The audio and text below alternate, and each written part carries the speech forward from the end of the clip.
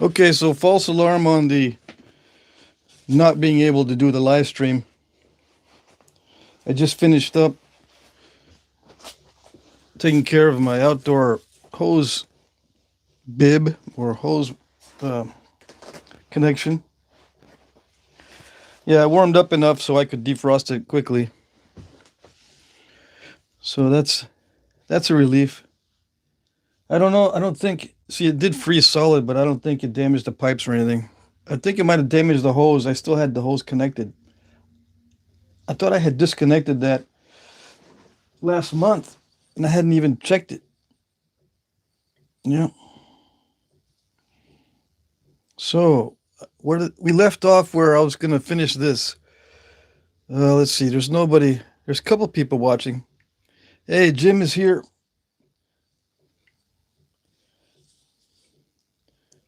Yeah, I left off at this very spot. I hadn't cleaned up anything, so.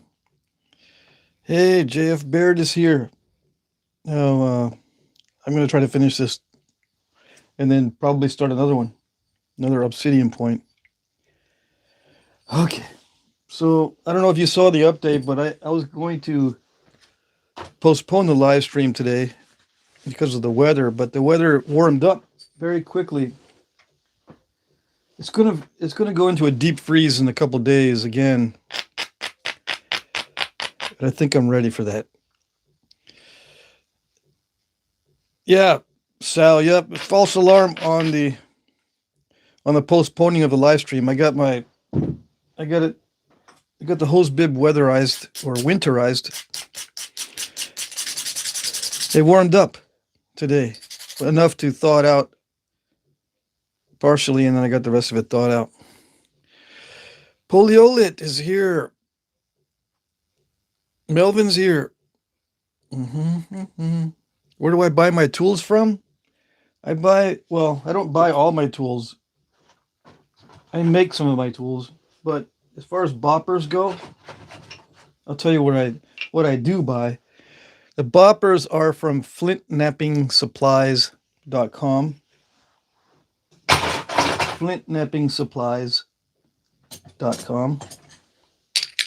Flintknapping supplies with an S.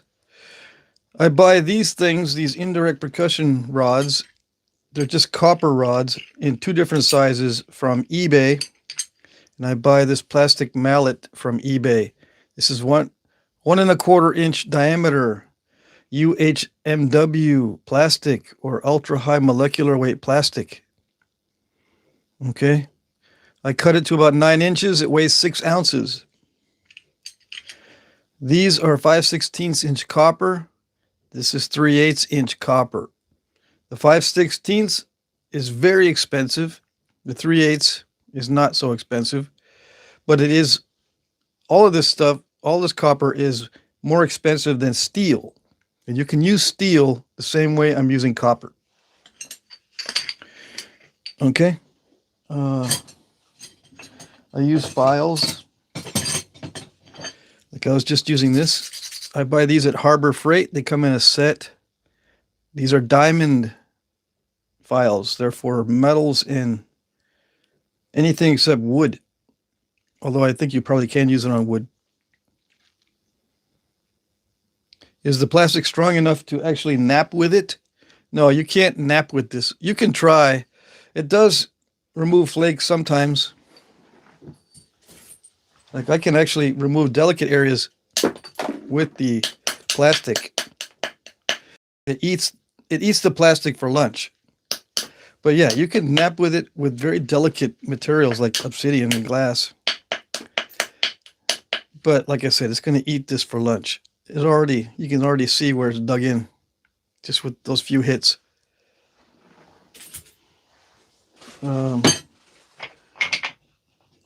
I make all of these pressure flakers myself with nails and 1 inch diameter oak dowels from hardware store. Oak is getting really expensive. I bought these a while ago before I moved to Vermont, just because it was easy.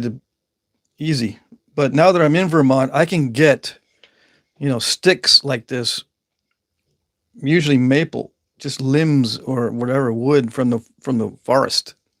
I don't have to pay for this stuff anymore. But anyways, they're just nails and sometimes copper. And this right now, I'm using a square brazing rod, but you can get any type of copper you want.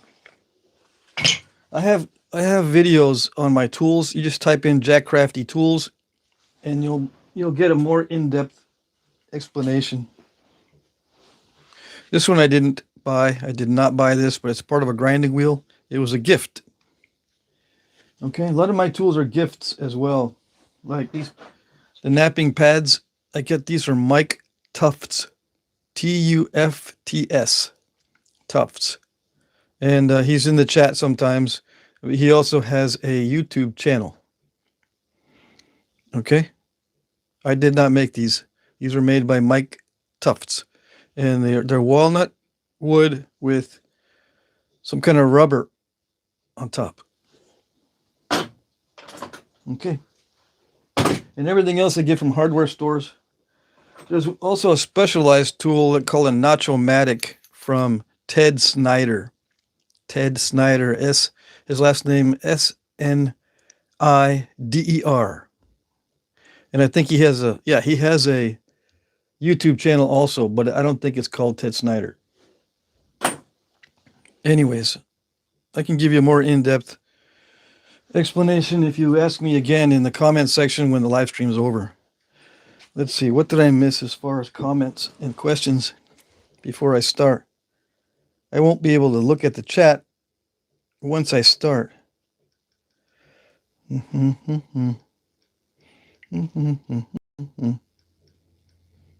So let me see if I can answer the questions here. Am I live? I am live. Let's see. Let me go back.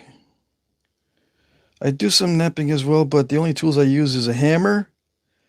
That's it. No pressure flakers. Poliolit says, I tried pumice for grinding. It works. Awesome. Somebody says, oh wait. Noah Merritt says, I need some knapping pads.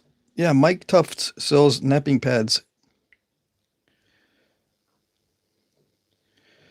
You have some great reference pics. I'm collecting examples from Europe.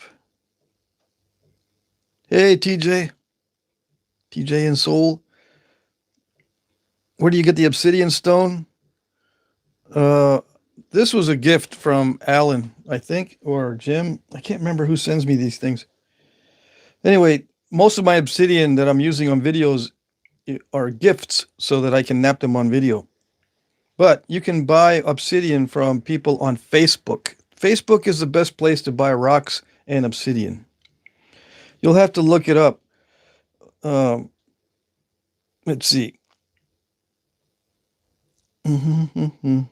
If you don't want to buy a plastic mallet, you can use antler for mallets. My old antler kit has 2 mallets that I used to use all the time. I'm not gonna get it. There's a little antler bin back there, but my book is up against it, so I don't want to remove the bin because this is what I'm trying to imitate. This arrowhead right there. I don't want to lose the image. Okay, I'm going to try to imitate this in today's live stream, but behind it I have a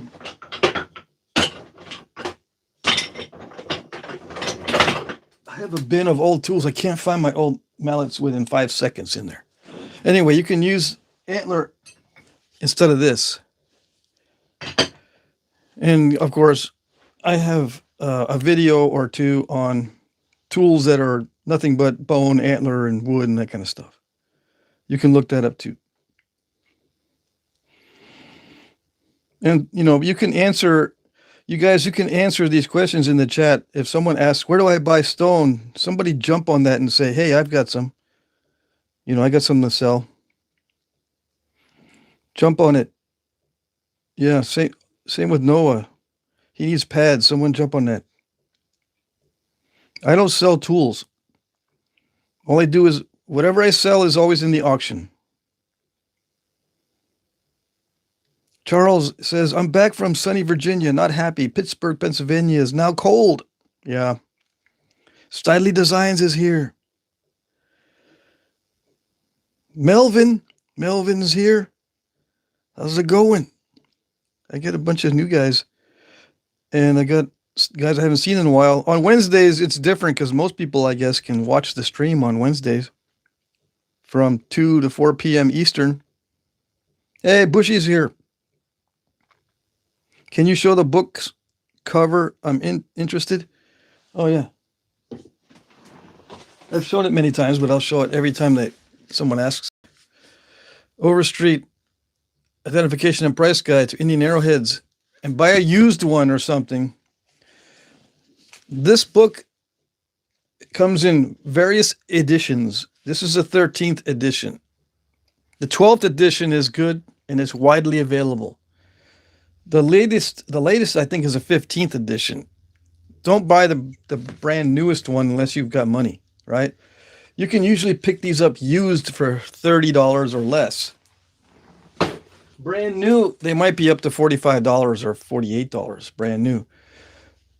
Don't spend more than that because there's scams. I don't know why, but that book is often scammed. Don't buy anything, any book like that that's more than $40, especially if it's used. Noah says, I've got some hornstone, but I wouldn't know what to charge if someone wanted some. Hornstone goes for $2 to $4 a pound. Okay, usually. Depending on the quality of the hornstone. Just sell it for $2 a pound until someone says, hey man, this other guy's selling you for $5 a pound. And then you'll know. Just everything starts at $2 a pound. Okay, that's the rule. All rock starts at $2 a pound, and you go up from there. Well, I saw some obsidian for $1.50 a pound. Well, then shut up and get it, and don't tell nobody. Okay, you shouldn't advertise. You know, get your deal and don't talk about it. No, I want to tell people that I got it for cheap because it makes me feel like I'm better than they are. Yeah. Okay, fine. If I got a deal from a guy, I wouldn't advertise it because somebody else might go, wait a second, I thought I was your buddy. You're supposed to give me the $1.50 a pound deal. What you doing giving this guy $1.50 a pound deal? What's going on there? Is he giving you kickbacks or something? I don't know. So, yeah. Everything starts at $2 a pound. Let me see. What is the largest piece of stone that you have ever worked on? I don't know. I think it was like over 30 inches long, but it was a terrible piece of stone. It's a big old nodule. Terrible. The larger they are, the more terrible they tend to be. The smaller ones are where it's at. Yeah, you want to know where it's at? It's the smaller ones. It's the smaller pieces, 3 inches and under. You can usually have nice quality stuff if it's not more than 3 inches. Once you start getting past 3 inches long, a lot of times it's full of cracks. It's a low quality. Other people have already gone to that site and picked it up, pick up the large pieces because they think that they're being smart. And they leave the small ones. The small ones are often easier to knap. I'm not picking on you. That just reminded me of that. People ask me all the time, what's the largest piece of stone that I have ever worked on? And I tell them, I don't really know. I think it was more than 30 inches, but that was just a big old terrible nodule. I've got a piece of obsidian that Danny Collins sent me. It's 20 some odd inches. I'm going to nap that on video. Flakescar says 12th edition from Danny Collins is $23. There you go. That's where you need to go buy it. Winter, yeah. I'll finish it this winter. What are you trying to finish, Bushy? Do you have deer antler? I have deer antler, but not for sale. If you want to buy a cheap deer antler, go to a taxidermist. They usually have scraps, and you can buy them cheap from a taxidermist. Now, you can find antler chews and various antlers on Etsy and eBay. I don't have any for sale because I don't sell that kind of stuff. It wastes, I wouldn't have any time for anything else if I were selling stuff. And I want to be making stuff.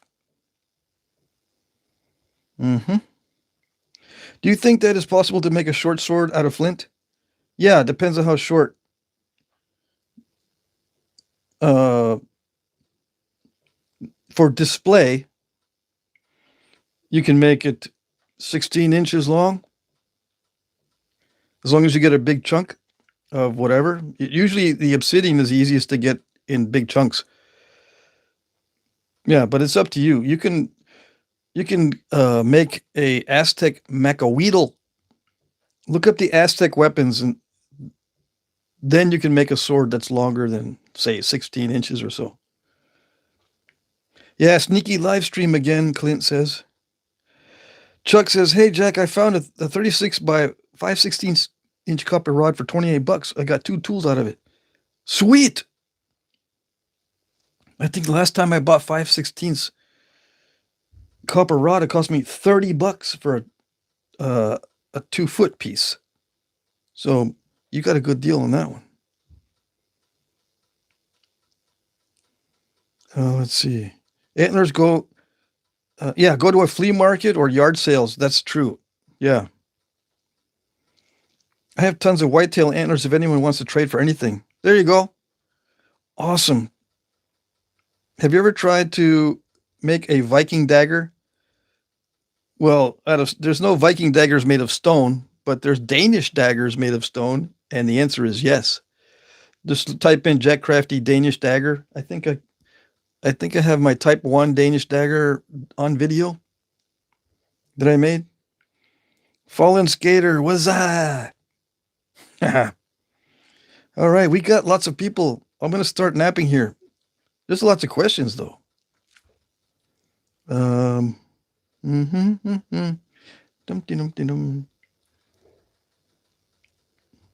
Let's see. Flakesguard says, all right, let me get this straight. You're going to hit that rock with those sticks and make arrowheads? Okay, giddy up. Yeah. He don't know me too well, do he? Nope. Don't know me too well. Okay, I think I've caught up with the chat. There we go. Now, let's start hitting this obsidian, very delicate, with some metal. Yeah, let's do some metal napping. Let's play some metal while we do metal napping. I wish. I can't find any free metal music that's any good. Yeah, royalty-free metal music, it would be nice. Someone suggested that I play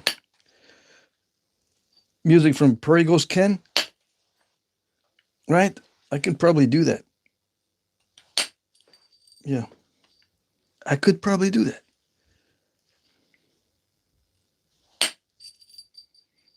Just hold on. I'm trying to nap this here. You're distracting me. That was pretty good. Now, it's cold in here, right? I've get questions before on whether the coldness affects the napping. Does it affect the material if it's really cold? And I have not encountered any problems. Of course, I haven't napped in weather colder than 20 degrees. So I don't know for sure. Oh, dang it. I messed up there. Step fracture. Let's see if I can pick that up. Hopefully that's not a bad... Yeah, it is a bad step fracture. Dang it. All right, I'm going to have to hit this pretty hard to get that out. Now I'm going to have to prepare the edge. And you're not going to be able to see exactly what I do, because even with the camera at this angle, it's hard to show show you exactly, but I'm going to hit right into this area here. And I'm not going to hit it until I can feel safe about doing it. Now it's kind of jaggedy as far as the surface of the edge. The surface, it's got jaggedy stuff on it. Fertile Joe Bushy says, I have a spall of Flint Ridge. Okay, let me check this out. I have a spall of Flint Ridge. I paid $35 for it at Letchworth. I have a point half made with it. I'm taking my time. It was lying on my workbench when you were there. I forgot to show you. Yeah, take your time on that if you spend $35 on it for sure.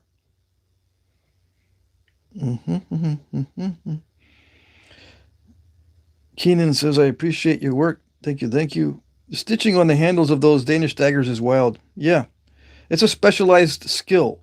People want to know how to do it. There are guys that do it. I'm trying to remember his name. Ed Mosher. Ed Mosher, Mosher. Correct me if I'm wrong, but I think he has videos under the name of Ed Mosher. Let me see. To show you how to do those Danish daggers. There's also commercially available videos that you can buy on guys that are professional Danish dagger makers. And I can't remember his name, but there's one. You guys, do you know how to search Danish dagger flint knapping? Let me do that and see what I come up with. Danish dagger flint knapping. Let's see. Okay, so I typed in flint knapping Danish dagger, flint knapping type 4 Danish dagger by DC Waldorf. I think it's still commercially available. Okay, and then there's one here, Woody's Lithics. Okay, go to that. You'll find how to stitch. This is mine here. I did a type 1. Let me see. Is it a Danish? Yeah, I think that's a type 1 Danish. And there are other people that do the Danish dagger thing. Yeah, just do a YouTube search. I don't like doing the stitching because it takes me away from doing other things. I have to spend weeks and months. For some reason, I don't pick up on this stuff as like someone else, like other people do. I don't pick up on this stuff quickly. I have to practice a lot. So I have to I pick and be very careful about what I pick for flint knapping. Because if I don't, I'll be all over the place.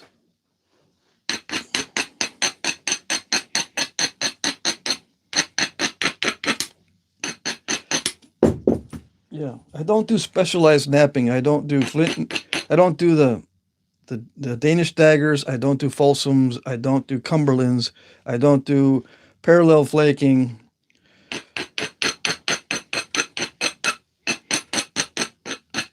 All that stuff is specialized, and it takes a long time to get good at it.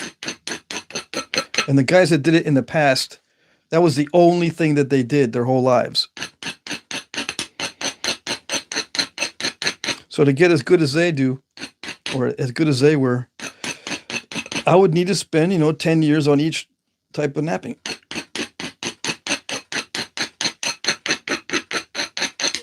That's just the way it is. And I'm not going to do it. I've got my own style. Yeah. I am going to do Cody points. I keep saying that, but I have not given up on the Cody stuff. I will do parallel flaking on that stuff, but it's more like collateral. That was good. That was good. Let's all gloat. Yeah, I have a tendency to gloat on some of these. Now, there's some boogers in this material. See that? That's called a booger in flint knapping. And there's some boogers up here. Yeah, I know it's some kind of something crisp. It reminds me of super sugar crisp because it's something crisp.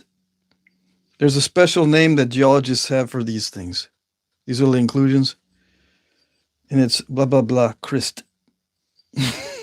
That's all I know. Okay? Don't bug me. Yeah.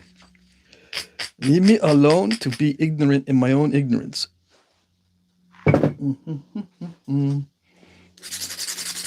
Yeah. I like to be left alone to be ignorant.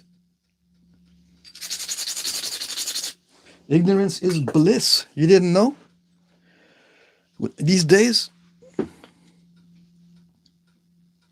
Noah Merritt says maybe it was DC that wrote the book. I think, yeah. But I don't know. I can't remember. See if that did it. Ah, yes. Do I get to gloat? Again? More gloating. I don't know where this goes. Does it go there? I have a senior moment every time I want to try to refit this stuff. Was it there? Anyways, whatever it was, I got it flattened. It's so nice when it cooperates. Yeah. It's so nice when it cooperates. And yeah, you can get good at making sure it cooperates, but there's always a risk. Especially with obsidian that's got boogers in it. Yeah. I'm not gonna let that discourage me. Yeah. I'm just gonna take it easy. Try to do it. Did it do it without step fracturing? Yes, it did. It feathered out. That was risky though, because I napped into a flat area. See that? That means if it worked, it was lucky. Yeah, definitely. All right. You're supposed to nap into a convex area. And if it's not convex, you just say to yourself, oh, well, I didn't want to nap there anyway. It wasn't a good area anyway. If I nap in there and think I'm going to be really good, I'm just going to smart myself into being stupid. Yeah, I'm not going to do it. That's what you should do as a flint napper. But we all know it doesn't quite work out that way. Because sometimes it looks very appetizing.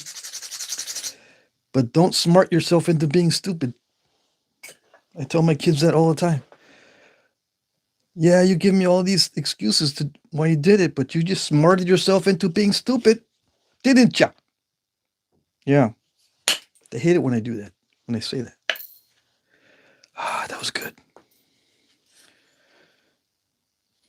I must have ate my Wheaties this morning because I can't believe how good this is going. Yeah, I don't eat Wheaties anymore. I don't eat carbohydrates. Just so you know. It helped my flint napping to stop eating sugar. It cured my early onset dementia. Wait a minute, dude. You still got it. I mean, I can tell. You still got the early onset dementia. You got the early onset retardation, too. And the early onset stupidity. Yeah, maybe I do. But anyway, it cured my early onset dementia. When I stopped eating sugar. And then from there, I stopped eating bread and all vegetables. And I barely eat any fruits.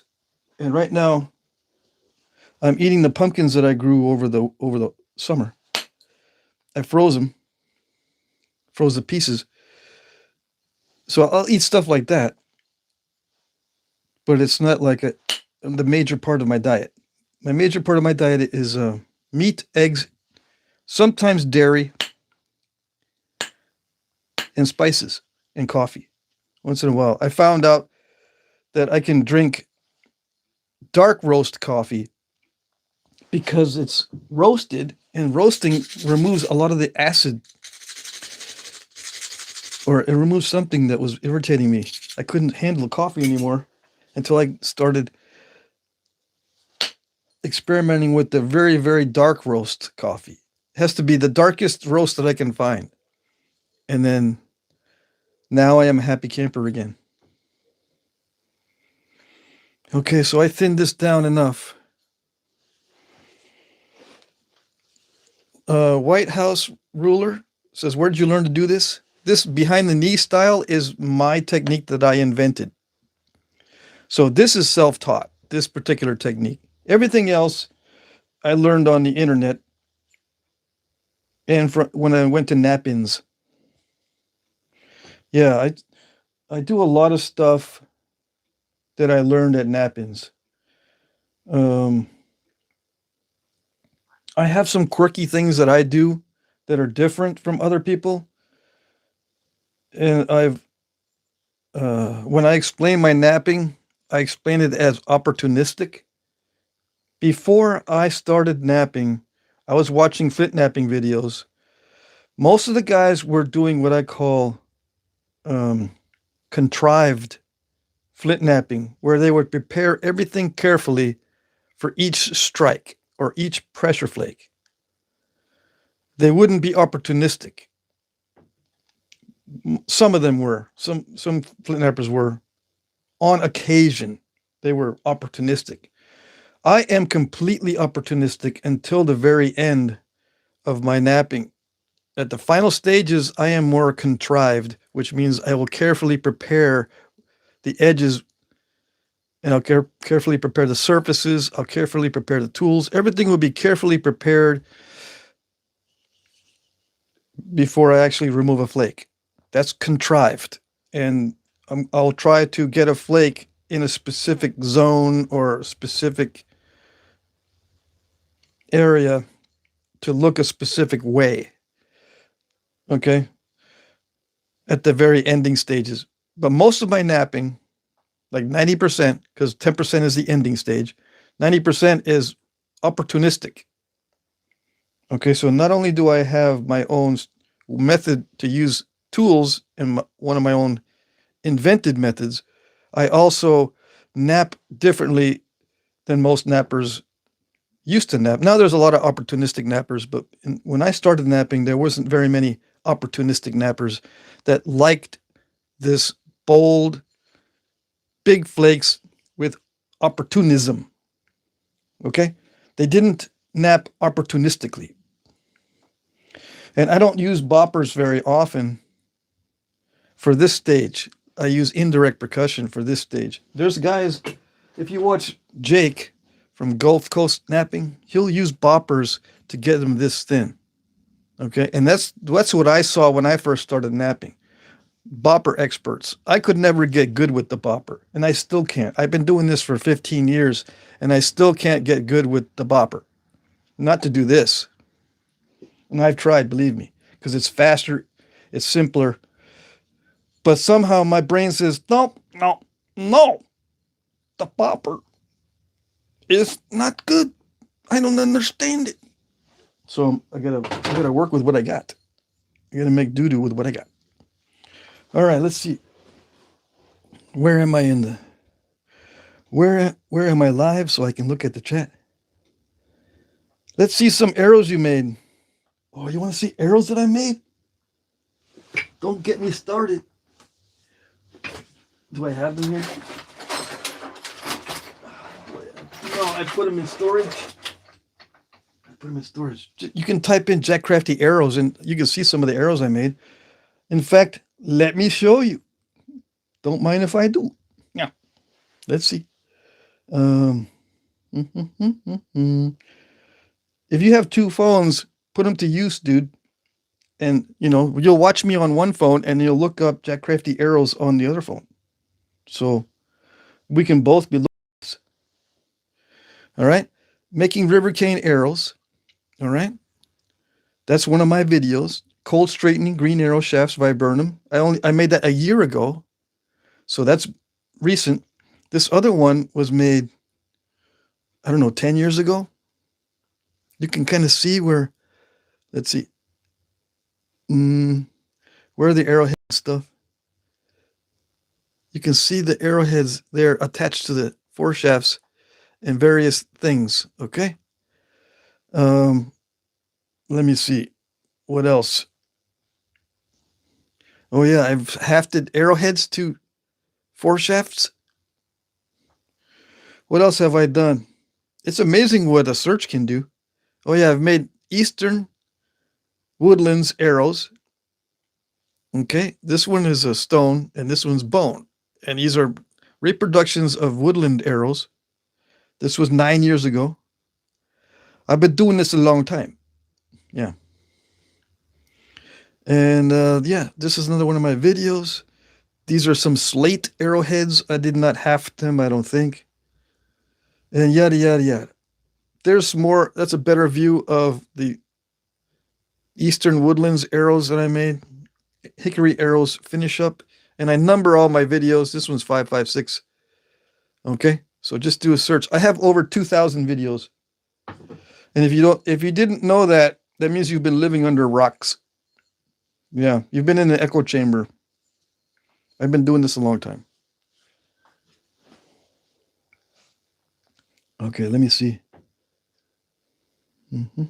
Some guys will say, "No, I just started napping, dude. Don't be judging me."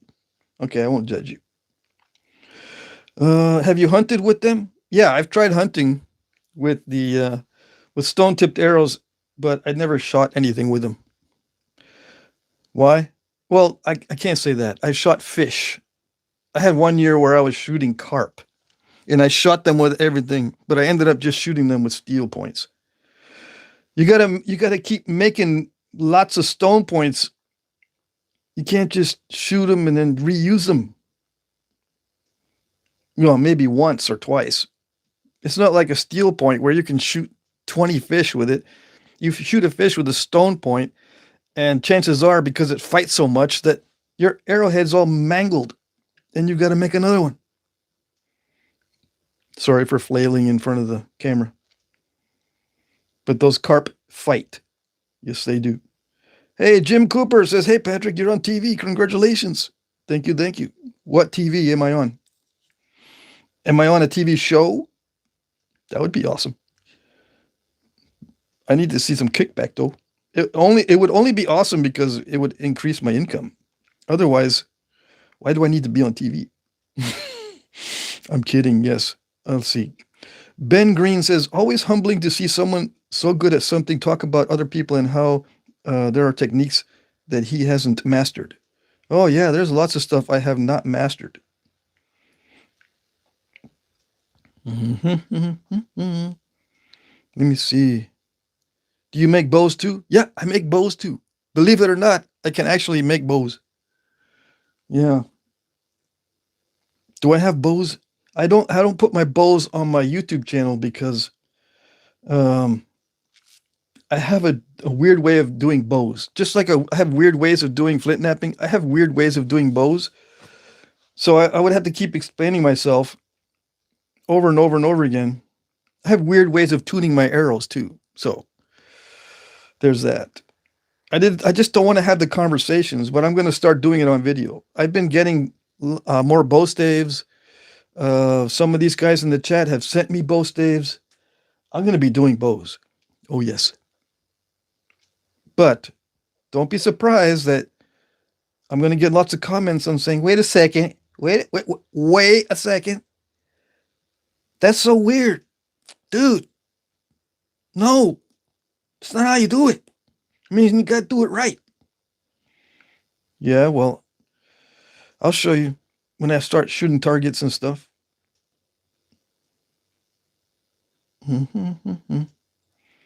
Alan Cole says, "Coffee is one of the most pesticidal sprays on crops. Organic is the way to go." I don't understand, but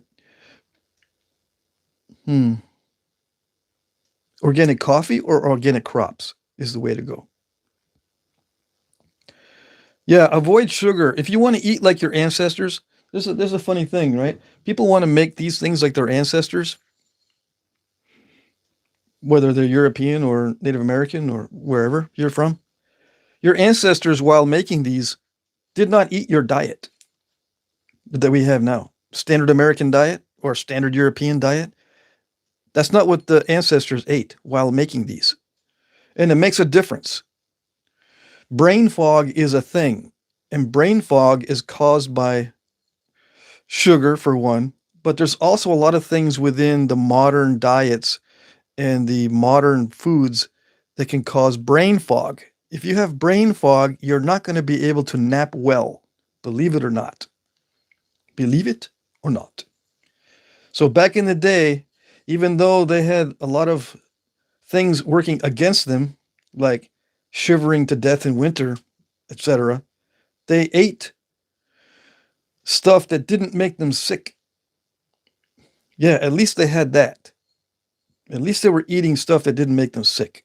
So you have to limit your carbohydrates because they didn't eat very many back in the day before crops. In the Stone Age and crops, there's just a very slight overlap. Okay? So during the Stone Age, it was mostly meat, nuts, and fish, any aquatic life, shellfish, anything from the aquatic areas. I believe humans were eating seaweed and stuff like that for a long time. You had to be very selective of what you eat in order to experience the full experience of your ancestors. Yeah. In case you didn't know.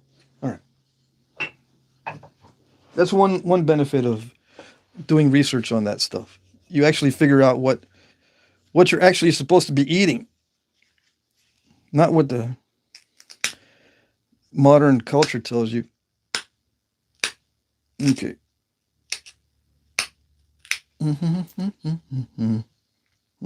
So what am I doing? I'm getting ready to make the final shape. That's the final shape right there, in case you don't know. Let me see. Are there any more questions in the... Where did I learn to do this? Yeah, it's a combination of YouTube and self-teaching. YouTube, Knappings, and self-teaching. How do you teach yourself? You just got to sit there and practice and just try different things. Okay, let's go to the end of the chat. Could just order a pizza? No, pizza is one of the worst things. I mean, you can handle it as a child, but once you start getting into an adulthood, all those carbs, you can't handle them. Believe me. You start gaining weight, you get brain fog. You got to stop eating like a child after you become an adult. Which rocks can you use? Says Bruno. Which rocks can you use? You just need to watch more videos. Okay? I can use any kind of rock. People send me all kinds of stuff. I can personally use any kind of rock within reason. Someone once sent me some stuff and said, "Hey, dude, this rock, I mean, it's better than zero. You can get flakes. Try it." Okay, I'll try it. Whenever I agree to that, it's like, dang, I could have gone down to the railroad tracks and got some of this gravel. I'll try it anyway. There's some rock challenges that I've got on my channel that have really nasty stuff. Prairie Ghost Ken says, I've been eating a lot of frozen burritos lately. Burritos are not good for you. No. Especially the kinds you buy at the store. If you make them from scratch and use lard, yeah, just like grandma made them, then you're okay. Make them from scratch using lard. Don't use any of this modern stuff. I'm assuming that you're using tortillas for the burritos. I've always wanted to do that. I've been eating them. Let's see. Tommy says, Clint and I had Little Debbie's for breakfast this morning. Christmas tree cake, buddy. Yeah, well, I cheat on the holidays. I mean, I ate a lot of Halloween candy. I'm still trying to burn that off. And then Christmas is coming up. Thanksgiving, I didn't cheat that bad on Thanksgiving, but I ate a lot of sweet potato pie, casserole, whatever it was. It was a combination of a sweet potato pie, pumpkin, and it looked like a casserole because that's the way they cooked it in the oven. It was so darn good, I wanted to take the whole thing home. Let's see. The Doodle Plays says, is it just me or the 100 when you click the live heart, the 100 looks like a 700, but the 700 looks like a 100. Yeah, it does look like a 700. It's not just you. McDonald's. Yeah, you know, you can go to McDonald's and just get the patties and then just eat patties. Those are okay. I'm pretty sure if your McDonald's is not lame, you can get patties, just the patties. Forget the buns, forget the special sauce, forget the whatever else they stick in those, the cheese. American cheese is the worst kind of cheese, right? Just get the patties. Why is American cheese the worst kind of cheese? Just look at the ingredients, dude. It's got bunches of ingredients when it should just be, you know, whole milk with cultured whole milk cheese. That's it. That's what it should say on the package. But no. All right, let's see. Man, I hadn't seen any napping, just yapping. Much love to, though. Great work. Yeah. If you want to see napping, I've got regular videos. This is so I can interact with the audience. I'm not making fun of you. I'm just saying this is why I do these type of videos. If you're going to complain that I'm doing interaction with the audience, you need to watch a different kind of video. I have regular videos where I do nothing but napping.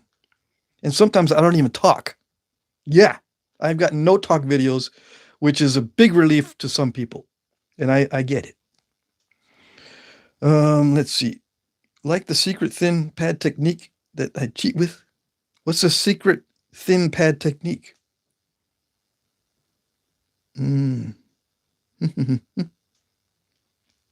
Jim says, I did some heat treating in my stove yesterday. Hopefully the materials turned out good. I'll keep you updated. Nice. Okay, so you new guys, there's over 100 people. Do you know that you can heat treat rocks in your kitchen oven instead of baking cakes? Instead of baking your double chocolate cake, you can heat treat rocks. Yeah. Make duck bone broth. The house smells amazing. Yeah, I've got some duck fat. It's very mild tasting. I like it. I need interactive streams, says the only one of me. Interactive streams, yes. This is an interactive stream, is it not? The only one of me. Jim says, oops, I meant the thin pad techniques for pressure flaking. I see. I cannot use the thin pad on pressure flaking. But Jim Cooper and I don't nap the same. Yeah. I found some chert inside a shale nodule that smelled like oil. Interesting stuff. Yeah, Flint Snapper, you might be talking about Dover chert or Onondaga chert. The only one of me says, I'm messing with you, brother. Yeah, people do that. I get that a lot. Why do people mess with me? Maybe they don't think I'll mess back. Oh, let's see here. You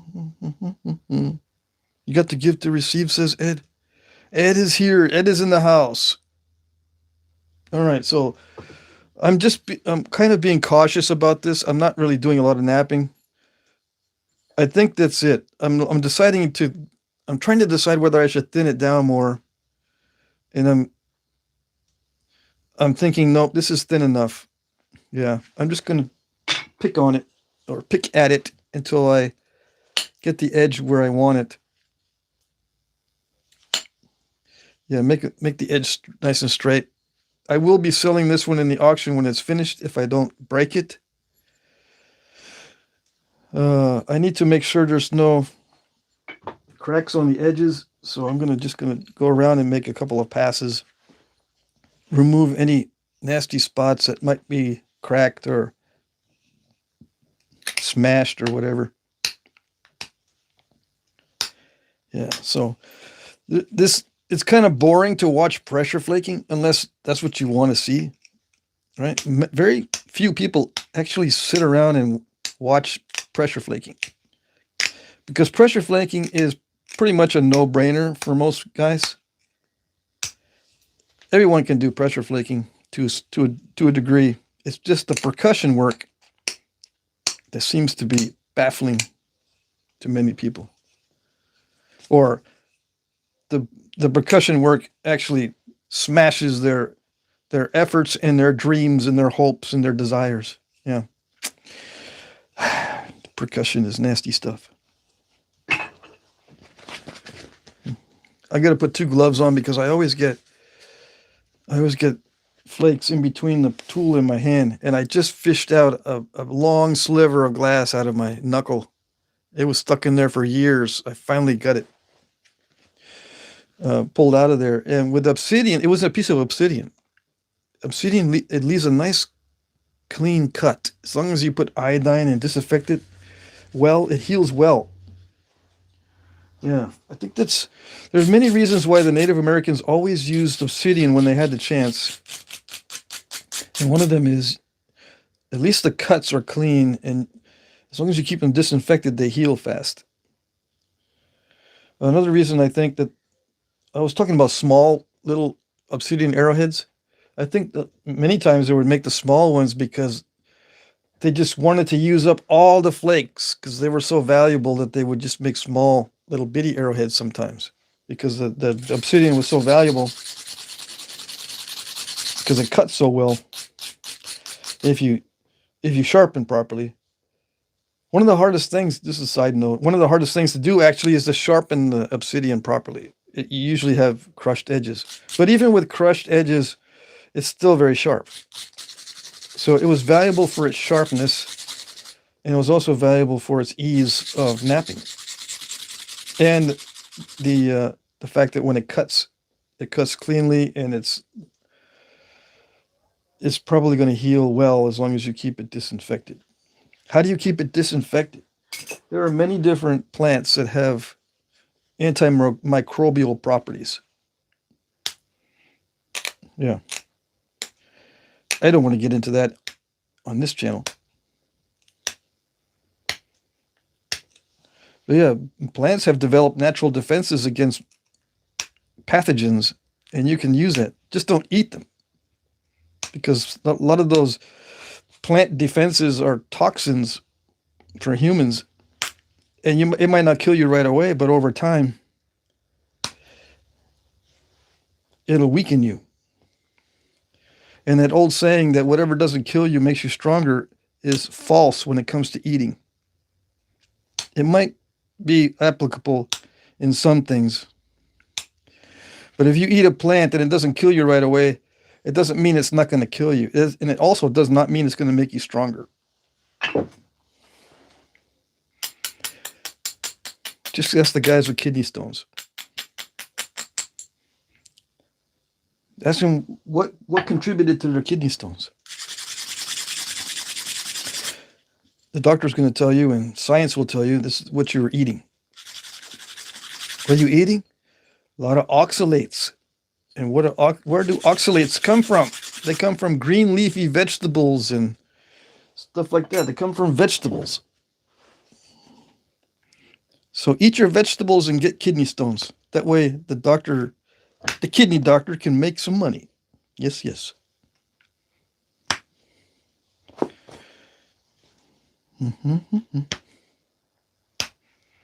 All right, so what am I doing? I am trying to make the edge better.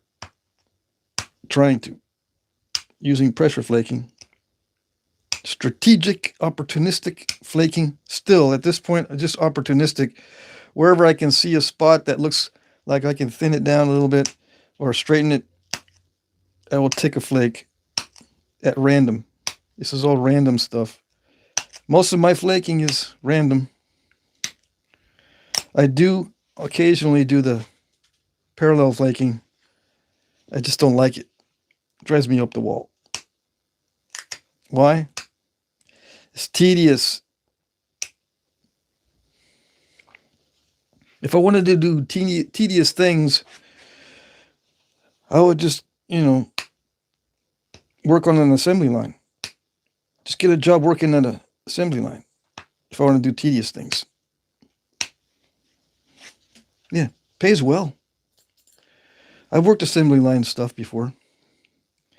I sat there for 8 hours one day. I worked for a welding shop, just cutting square tubing for 8 hours. That's it. Just sit at the cutting machine for square tubing. That sort of thing. If I wanted to do that, I would go to a factory, get paid a lot of money to sit there and pump out chunks of whatever on a machine. So that's not, I don't consider that enjoyable. No, I did that to pay the bills. Yeah, for a little while. It drove me nuts. It drove me absolutely nuts. Then they put me on the welding. See, when you get it, like when my first job as a welder, they put me on this menial manual labor stuff just to see if I would be a good worker. And as soon as I showed that I was okay, they put me on the welding. And I thought the machines where you pump out pieces to weld was tedious. The welding is even more tedious. Yeah.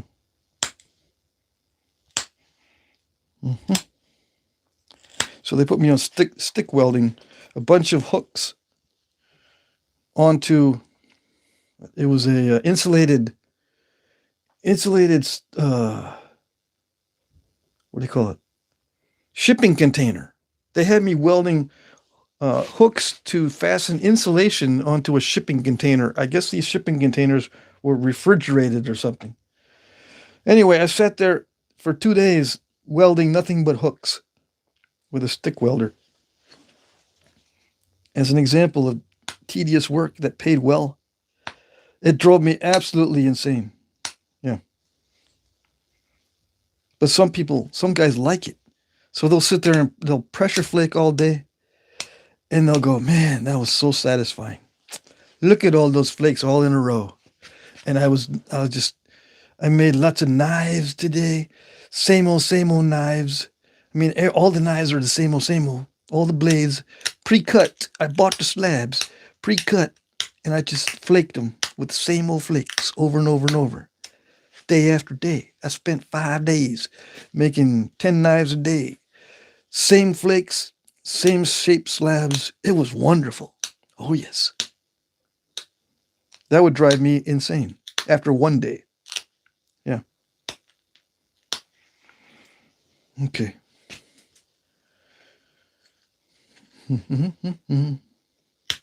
How do I know? I tried to do that. It actually works well. It's very efficient. Buy the slabs, pressure flake them, put them in a handle, sell them as knives. It's very efficient, very profitable, and it can be very satisfying for the right person. Yes. Me, everything has to be random or I get upset. Yeah. It's not only physically tiring, it's mentally tiring and lots of anxiety.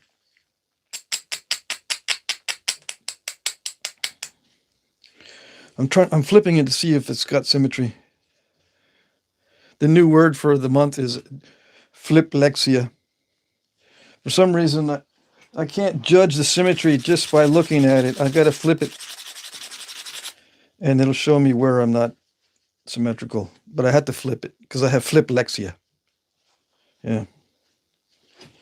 It doesn't look the same from each flip. I get the flips backwards too. If that makes any sense.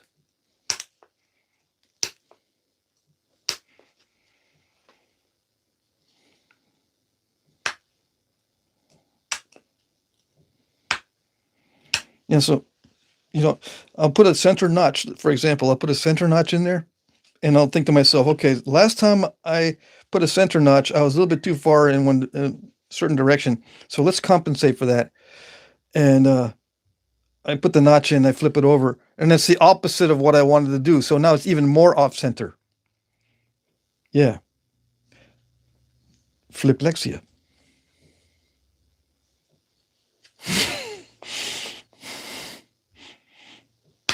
Mm-hmm. No one comments on that. It's probably because, oh, he's gone off into this little strange world of his. Yeah.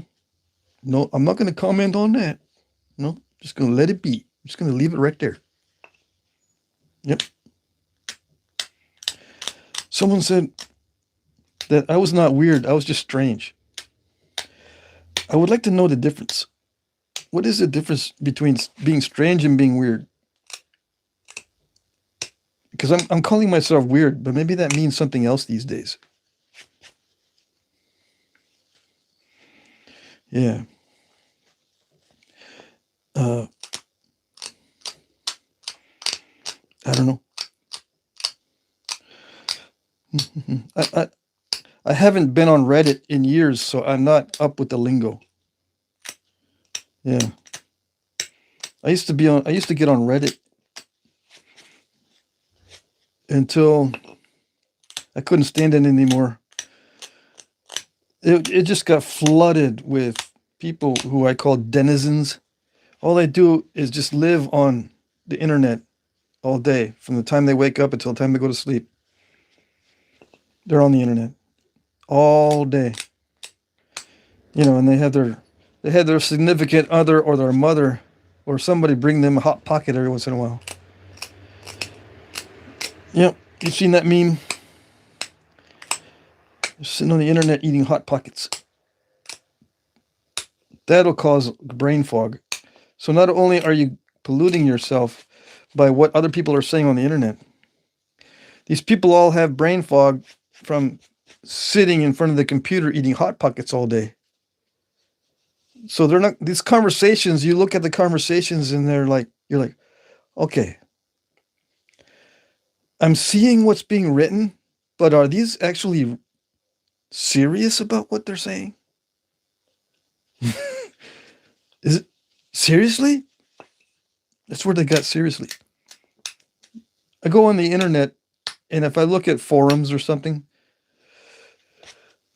first thing comes into my mind, seriously? I mean, don't these guys, they're asking questions about stuff that they can look up within 5 seconds.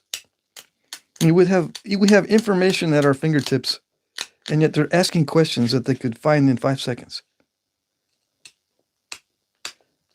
And not only that, but they can learn how to spell. Just type in what is the proper use of the word of? OF? Just look up the proper use of the word of. Some people never learned the proper use of the word of. Yeah. It's amazing. Anyways. I think I made a mistake, and I allowed my kids to go freely on the internet for most things. Yeah, we had some filters on there for pornography, but for most things they were able to do research on. I said, just don't look. They got in trouble one time. My sons got in trouble one time when they started looking up explosives. Yeah, and they got caught at school typing in something about explosives. I got called into the office. Did you know your son was searching for blah blah blah on the internet? I said, really? And my son says, yeah. I said, dang it, you know, gotta watch it, because there's always a possibility someone could be keeping track of who and what is being researched. He says, yeah, but I heard someone talking about it, so I wanted to see what it was. And so the whole deal is, We can't have your son doing that on school computers. Yeah. So we just want to let you know, Dad. That's just so you know. Yeah, I appreciate that. Yeah.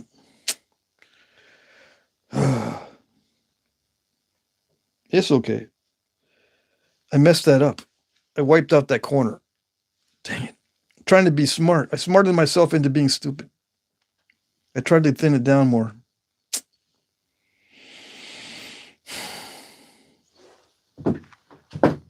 Yeah. So that's it. That's the limit of my skill. I've got to stop trying to make it thinner. That's it.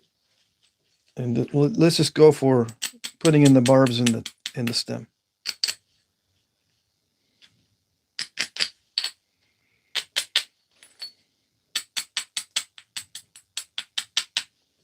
See, those barbs on that are all the way to the bottom. They go if you go across, they're supposed to be all the way just as long as the stem. Yeah. So I can't have them shorter than the stem. Now I got to rework this side because I messed it up. And hopefully I don't mess it up more. Yeah.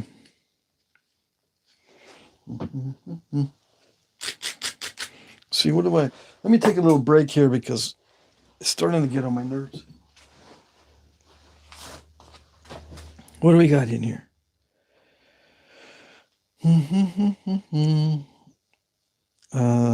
Let's see. What type of point are you trying to make? Trying to make this one up here. It's called an Elko. No, yeah, it's called an Elko. Elko corner notch. In case you didn't notice the book up here in the background. A lot of guys are background guys. A lot of guys, the first thing they see is what's in the background. They're not watching with this. They just watch the background stuff. So if you're one of those guys, you probably did see that, but you didn't know that's what I was trying to make. Right? I'm trying to make this one up here. Okay. Let's see. To think about the next third or fourth generation from now, how big of a mess is the world going to be in? I don't know. That's a good question. I think people will learn to self-educate in the proper way eventually. You would think. When the education stops benefiting you, you self-train. And that's happening a lot these days. It's already happening.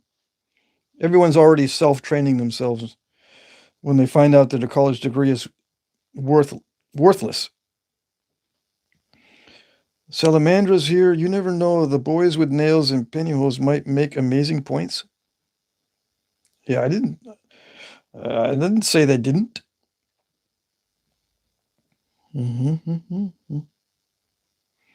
Let's see.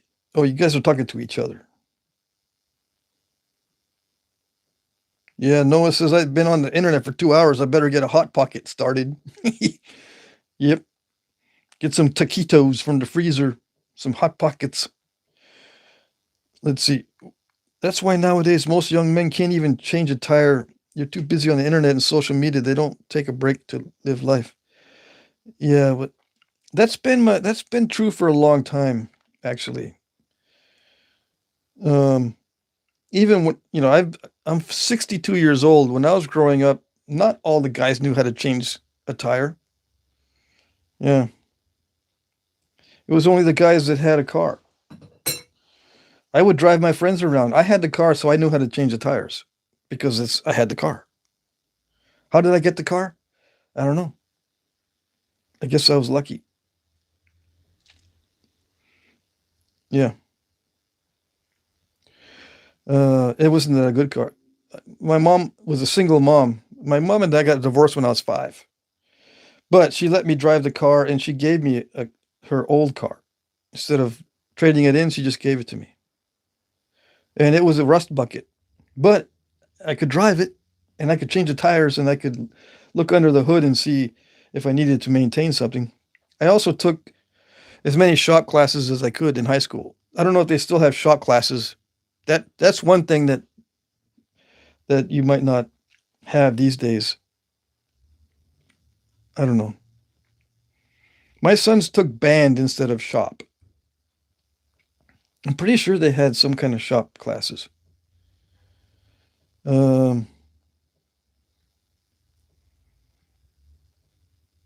Nothing means what it used to nowadays.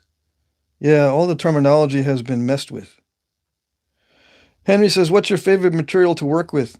Basically this stuff. High grade obsidian is my favorite stuff these days to work with. But anything that's high grade, and it's hard to explain what the high grade stuff is. It has to meet certain conditions. The biggest one is the flake terminations have to feather out well, so you don't get step fractures. And yeah, the material makes a big difference. If you're getting lots of step fractures, it might be the material and not you.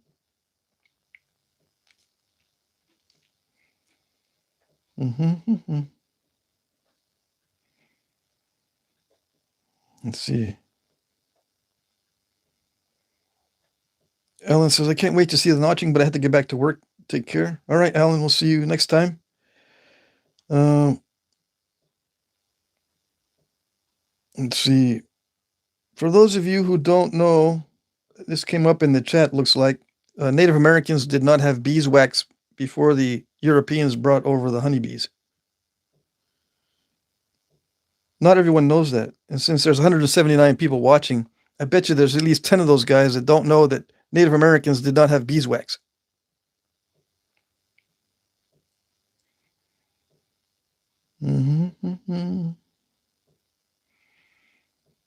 What's the ratio? Oh yeah, it's a good thing. I just messed up the ratio by having to take back the side. But let's look at what it is. I usually try to do that periodically so you guys will know. 50 millimeters, 50,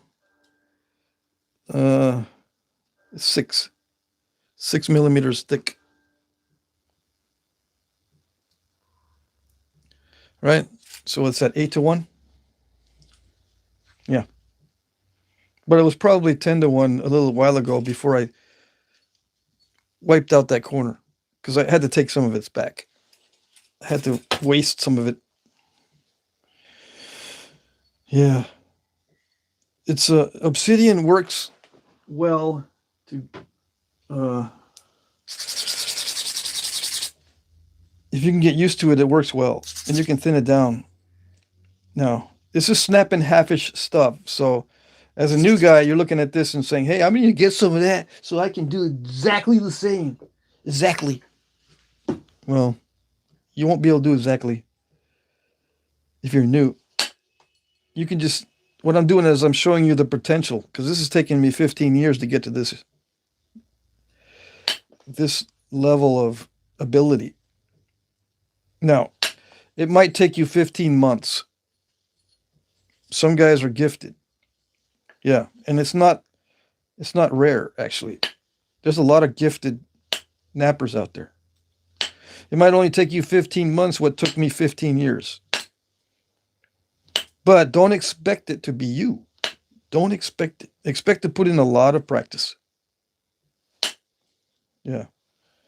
And when you get a material in the mail, don't expect it to be perfect, because you may be the unlucky one that got the bad batch. Okay? Just be aware that it's not cut and dry like trying to get into making pens or turning pens or making other types of woodwork, for example, where you can just order the wood and the wood has characteristics that you can look up, and pretty much the wood is going to behave like the characteristics that you see on the online stats. You just look up the wood and you'll know the density, the modulus of elasticity, the hazards of working with the dust, the sanding characteristics of it, the drilling characteristics, does it burn when you cut it, etc., etc. It's all laid out for you, and it's very reliable. When it comes to flint knapping, all that gets tossed out the window. Nothing is reliable in flint knapping. Nothing. Some guy can tell you this stuff is beautiful to work with, and you get your hands on it, and it becomes your worst enemy. And some people say, this is my worst enemy, this kind of obsidian, and you get your hands on it, and this is the most beautiful material you have ever encountered in your whole life, forever and ever. Okay? Okay. Yeah, that happens in woodworking too, but it's not the same. It is not the same.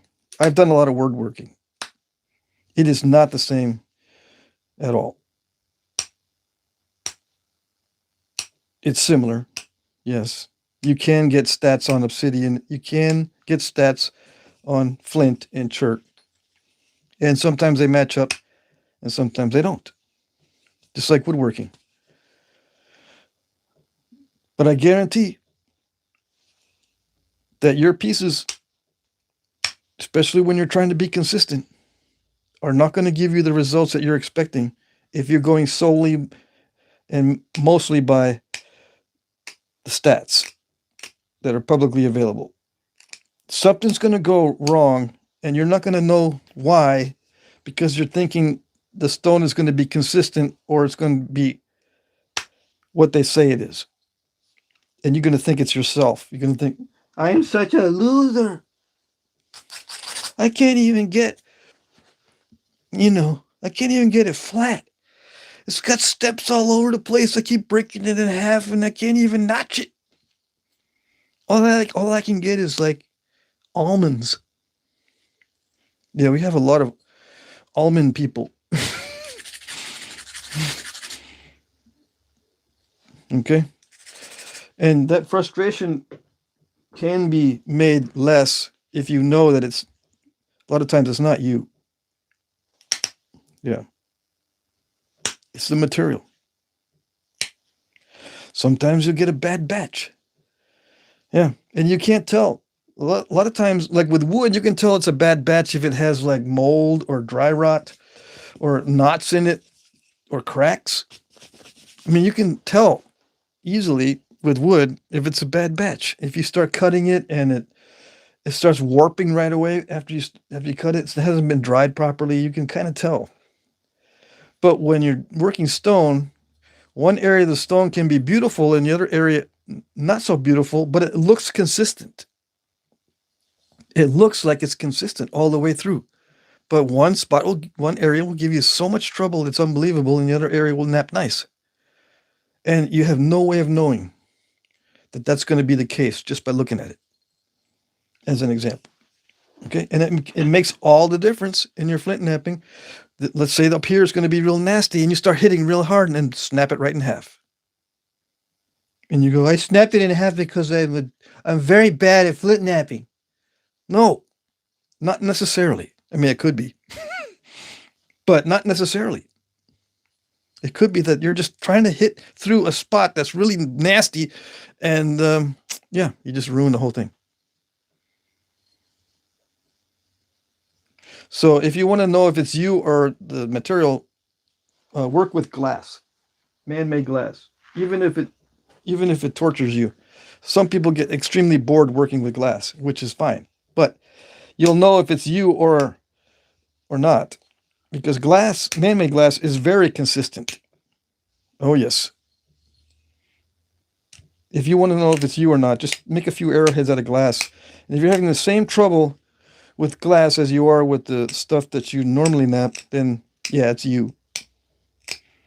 But if you can nap glass well, but you can't nap this other stuff well, it might be the material. It might be. Some people just, as soon as they start napping glass, they feel like they want to throw up. If that's you, then yeah, you're not going to nap glass very well, because it has to do with your mental attitude as well as your skill. Napping has a lot to do with your mental attitude. But just try it anyway. Yeah, even if it feels like you're going to throw up. How do I know? I don't know.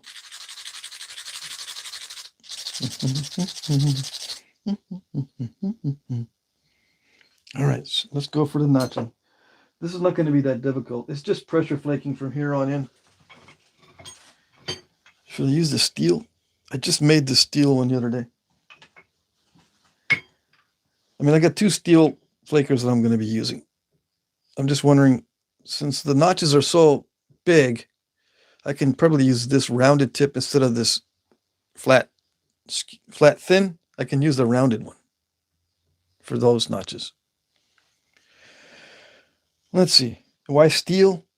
So I don't have to maintain it as much. And I also don't have a long copper tip.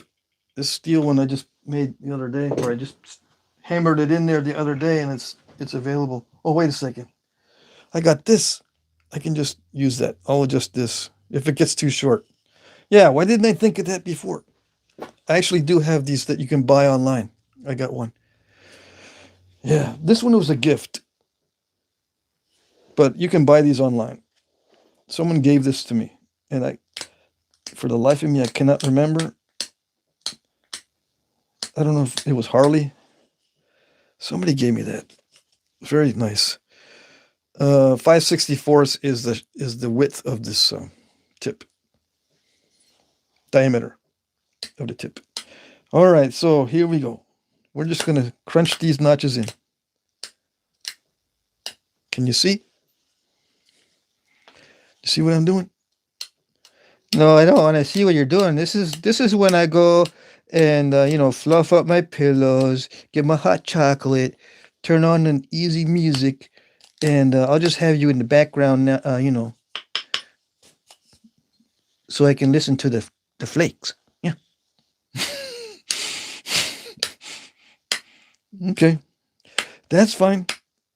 Yeah, if you got the day off because they got a snowstorm, kick back with the hot chocolate and fluffed up pillows and just listen to the flaking in the background. Because this is just the same old flaking over and over again. You know, just pressure flaking, mainly downward pressure, because I'm not sending flakes in long distance, so I'm not pressing inward at all. Just downward flaking. And it gets thick, but you don't have to worry too much with obsidian if it's really thick like this. Like, I don't worry about that. I can just keep on going. Even though it's thick, as long as the notch is wide, I can keep on going. Yep. Now, this one in the book is obsidian. Why they would make the obsidian barbs so long and thin, I think it was, in this case, I think that was just for ceremonial purposes. Either that or they got really ticked off when the enemy attacked them last time, and they said, this time when we go back to get those guys, we're going to get some revenge on them, and I'm going to use this type of arrowhead on them for revenge. Yeah. They're not going to like that at all. I'm going to hit them in the gut with that, and they're going to be sorry. That's what I think they used these for. With barbs like that. Yeah. Now, if you want to shoot a bison with that, you're going to get those barbs stuck in the meat. I guarantee. Bison don't go down right away. The bison's going to chew up that arrowhead and spit it out. No matter where you hit that bison with that arrowhead, it's going to chew the arrowhead up and spit it out before it goes down. So you're going to have that in the meat. How much meat is going to be wasted if you have a shattered arrowhead of obsidian in the meat? You know, a pretty good amount. Maybe it's just one meal, but it makes a difference. Yeah. Especially when you use every bit of the bison or whatever you're hunting, use every bit of it that you can. So what did they do back in the day? Didn't they shoot all these animals with the arrowheads that broke and shattered? Back in the day, they did something called trapping that we cannot do these days. I think there's no state in the United States that allows you to trap deer. But the Native Americans did that all the time. They trapped the deer. And they dispatched them with some other means. Bash them over the head with clubs. It doesn't spoil the meat that way. For example. You get them trapped in a snare. And maybe the snare chokes them to death. You can't do it you can't do that these days. But that didn't stop Native Americans back in the day. And look at all that meat. You didn't spoil a bit of it. For example. So I'm just saying that because I'm trying to figure out why they would use this kind of material with barbs like that. When they're so delicate, I can break that barb off with my fingers. I can get my glove back on and I can pop that barb right off. It's not useful for hunting. Now, for combat, that's going to scare the crap out of somebody if you've got weapons with these barbs. It's going to scare your enemy. I don't care how tough they are. They don't want to get shot with that. So they might not mess with you. Yeah, those guys over there, we're not going to mess with them. Let's just take a detour. I'm tired because we've been trying to get away from that territory, but I'm willing to go 2 more days just to get around them because they're going to shoot us with them barbs. Yeah, that's what I think. Dude, why can't you just tell the story normally? Why do you got to make them funny voices? Because I think it's funny. Yeah, I think it's funny. You think it's strange. I think it's funny.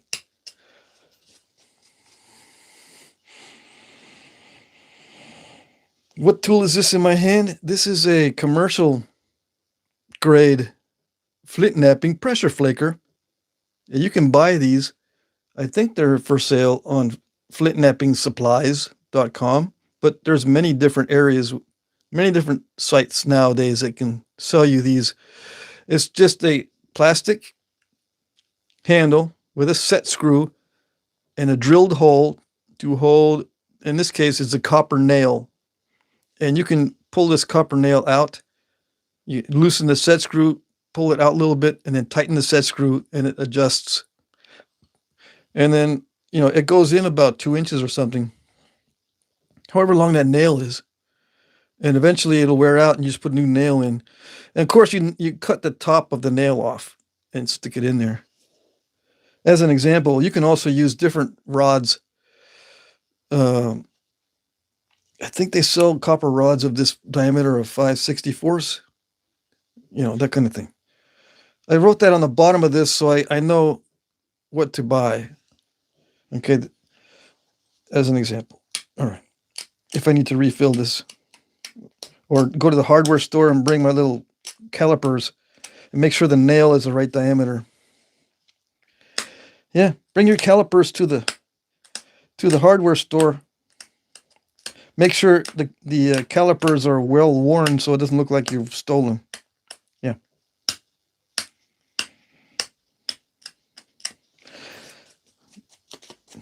You want to be very friendly with the hardware store people. Yeah. Because sometimes you need some help.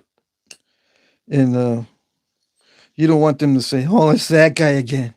That guy comes in here all the time, and all he does is stare at the steel rods. He just sits there and stares at him. He's weird. He never buys much. He just stares at him. And he brings his little tape measure, and he measures everything. He goes over there and he measures everything. What are they doing? You want to make sure that they like you. So they'll let you stare at their stuff and measure all their stuff and sort through their plumbing bins and their electrical component bins or whatever they got. Because you're sitting there, you're looking at, well, maybe that copper fitting can be used as something I can make a pressure flaker out of. Yeah. That little fitting that looks like an air nozzle, that could be like the top of I could screw it into the top of a copper pipe or something. And then, yeah, that little nozzle, I could put a piece of wire in there or a horseshoe nail, and then I can flint-knap with it. And you're sitting there messing with this stuff in the bin and get your little tape measure out, and you're doing a drawing and taking notes. And the guy is looking at you. You don't know that they're looking at you, but they got cameras up. They got cameras, and there's a guy up on the second story in a room with a computer. looking at you. And if they like you, they'll go, oh, that's just Joe over there looking for flint knapping tools. He's in here all the time. And you want them to give you some peace. You don't want them to always come over. Can I help you, sir? Can I help you? Actually, if you help me, it'll be worse. But you don't want to tell them that. Yeah.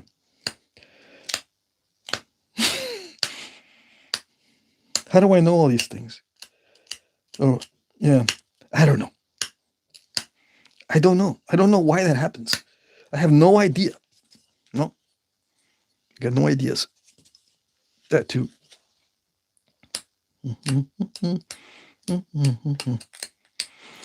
What do we got here? I'm going to turn the heater on. It's getting cold in here.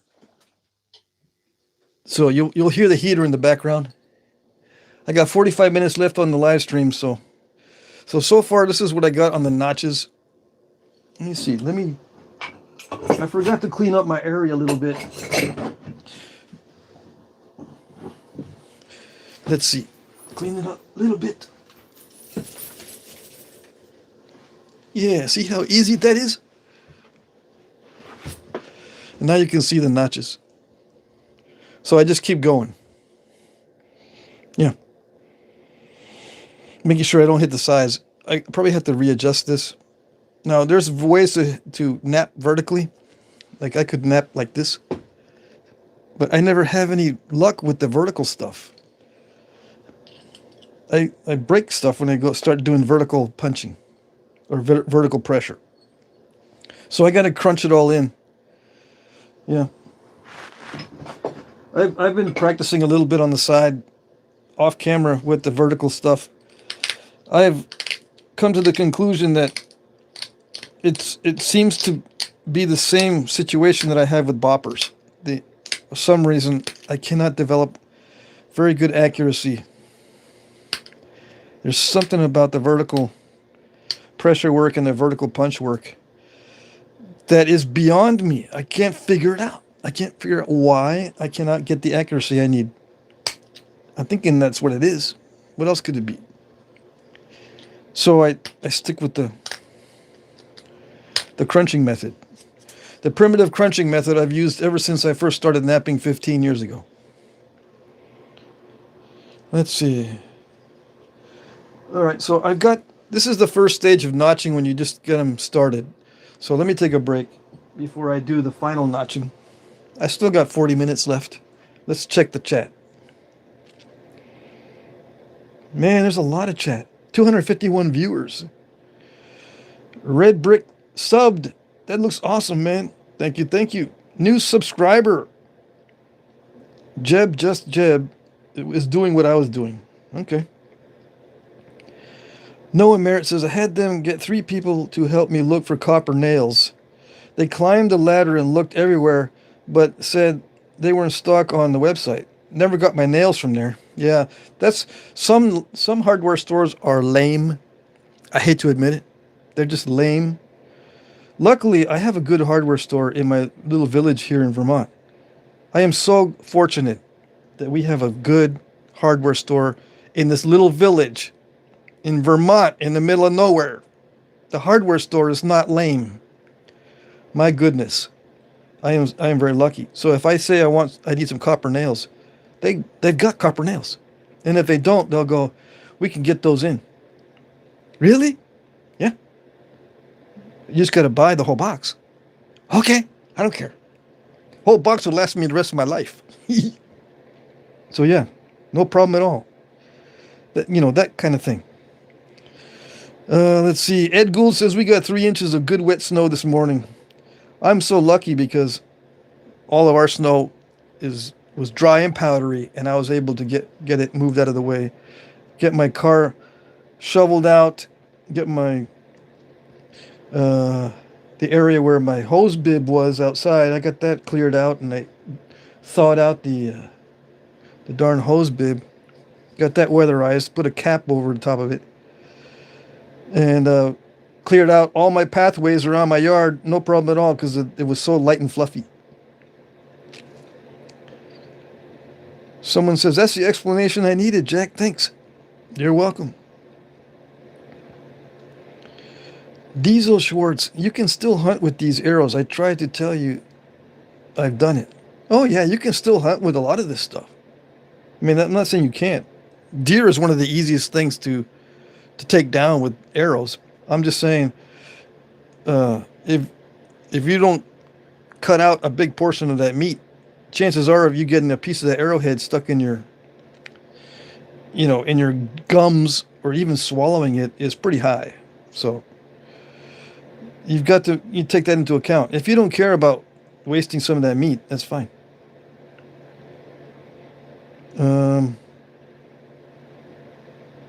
Let's see. James Moore says it doesn't matter if the barbs break. They'd have the women at camp snapping it away. Snapping away, whatever that means. Yeah. I mean, if you want to give, what happens when you give the meat to the women? Back in the day. They keep it. How do I know? What happens when you give money to a woman these days? Does she save some of it to give back to you? There you go. Meat was money. Okay, I was married for 26 years. When I would give my wife money, she would never save any of it to give back to me later. Oh, I saved some of that money you gave me last time in case that you had an emergency. Here you go. Never, ever. So if you give meat to the woman, you're not getting any.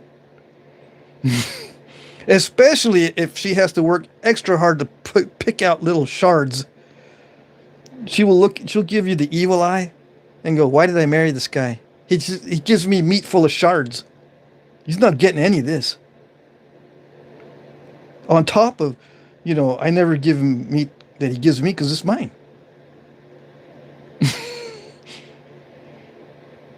Blade, Sal says he's got to go. See you later, Sal.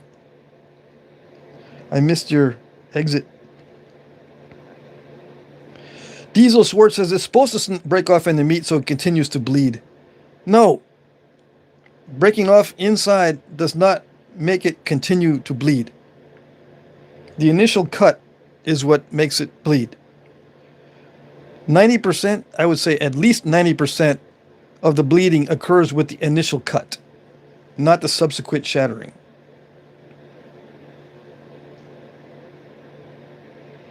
Let's see. And they've done tests on it.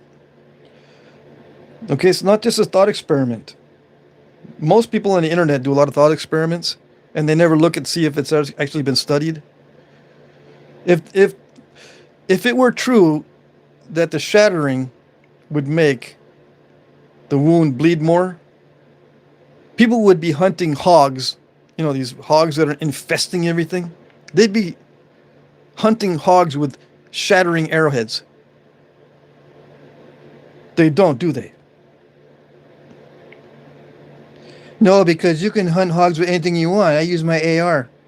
Okay, fine. But if you wanted to demonstrate that the bleeding is better with shattering arrowheads, try it out on hogs and see how it works for you. I don't see any of that going on. And it's because they've already done studies on that stuff. Just a lot of people, they just get stuck in a little echo chamber and they never research this stuff. They just think that thought experiments on the internet from the randos are cool.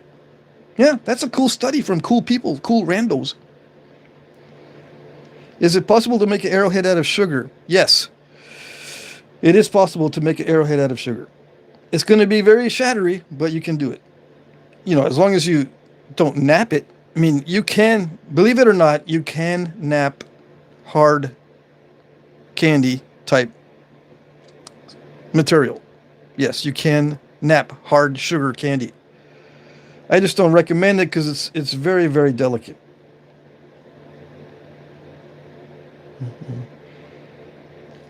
Somebody says, why can't you do that these days? Probably talking about trapping. You cannot trap deer these days because it's against the law. There's laws against trapping of game animals. There's only certain types of animals that you can use traps on. It's regulated by law. And yeah, if you get caught, you might not get caught. You can trap a deer. But if you get caught, you'll get fined. Yeah. Hundreds, maybe even thousands of dollars sometimes. You can trap other animals, but just can't trap these big game animals like elk, deer, moose. You can trap bears, yes, but the big game animals, no. Oops. This one will be available in the auction for sale. So I'm not going to send this to anybody. I know you were kidding, but yeah, just in case you don't know. James Moore says, the most beautiful piece I've seen. Awesome, thanks.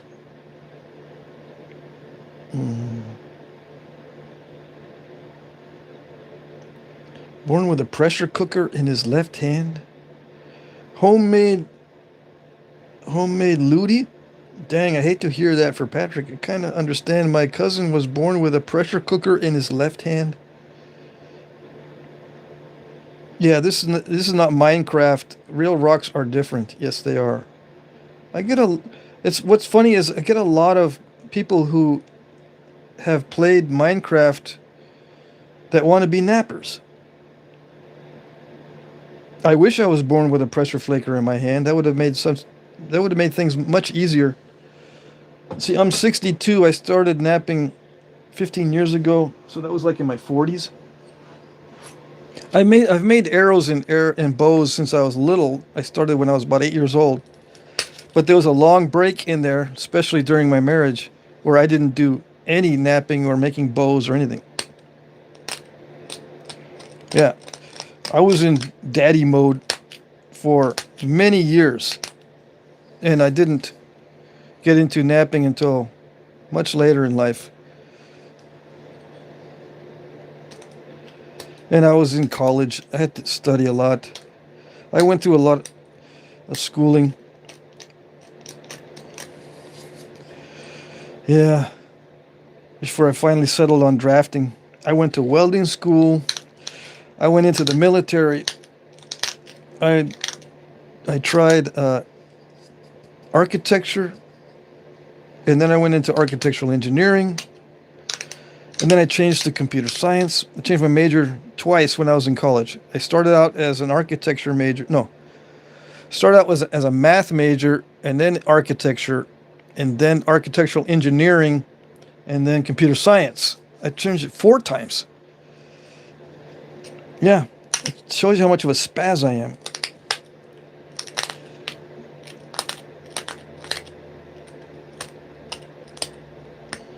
And the last one, the computer science, was the worst.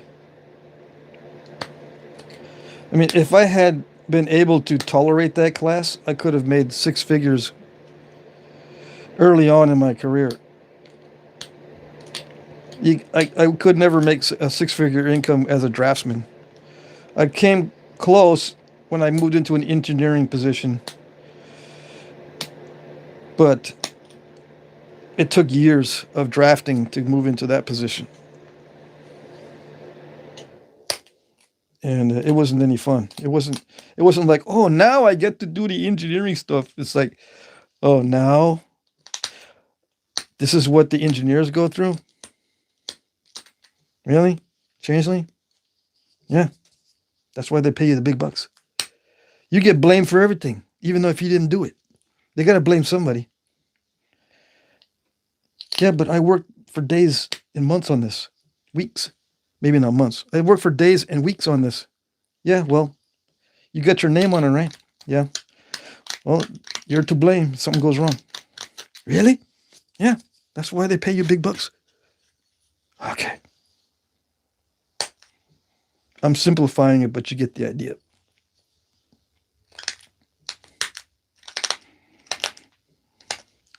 Yeah, there was a time where I couldn't goof around at all. Everything was always serious. Always serious. From the day I walked in the door to the moment I left. Serious. You're not serious? This is serious business, dude. Okay, fine. Yeah.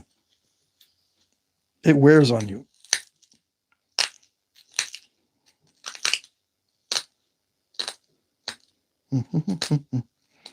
I had guys come into my office thinking they were going to chew me out. Clients, customers sometimes. And what's good is if you know more than they do, they kind of don't. They kind of don't pursue the issue. But you got to make sure you know more than they do, and you got to make sure that you're more serious than they are. Yeah.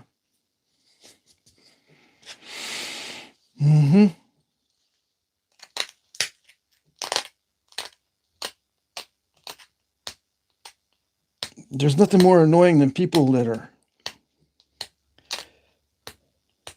Nothing more annoying that are people that have a lot of skill, but they don't have person-to-person skills. You know what I mean? They know what they're talking about. They just don't know how to say it. They'll say it in a way that, oh God, this guy's getting on my last nerve. Yes, he is. He knows what he's talking about, but I don't even want to listen to this guy because he's getting on my last nerve. And I got to deal with him because he's the one installing this equipment or whatever, blah, blah, blah. Okay, fine. Do I got to deal with Jeff or whatever his name is? Yep, he's coming in. There's his truck. He's on his way. Dang it. I knew it. I knew they'd send him. Yep. They always send him because he's the nastiest. Yeah, they think that works for them. They're sending the nastiest guy. No one's going to give him any problem. Yeah. But when they send the nastiest guy, don't they know that we're not even going to take him seriously? I mean, come on. We don't even want him as a client anymore. They're going to mess this up. If they're going to act like this, we don't want them as a client. Yeah, I know, but we can't tell them that. Yeah. Let's not mess up this contract. We got a big contract. Okay, fine. There it goes. Here he comes.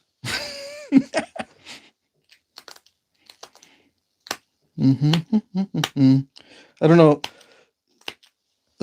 I've done all kinds of different jobs. They were not all like that. Some of them were actually very, very nice. Yeah. The bad thing is those jobs don't last very long. The ones that are really cool. Once in a while, you get a nice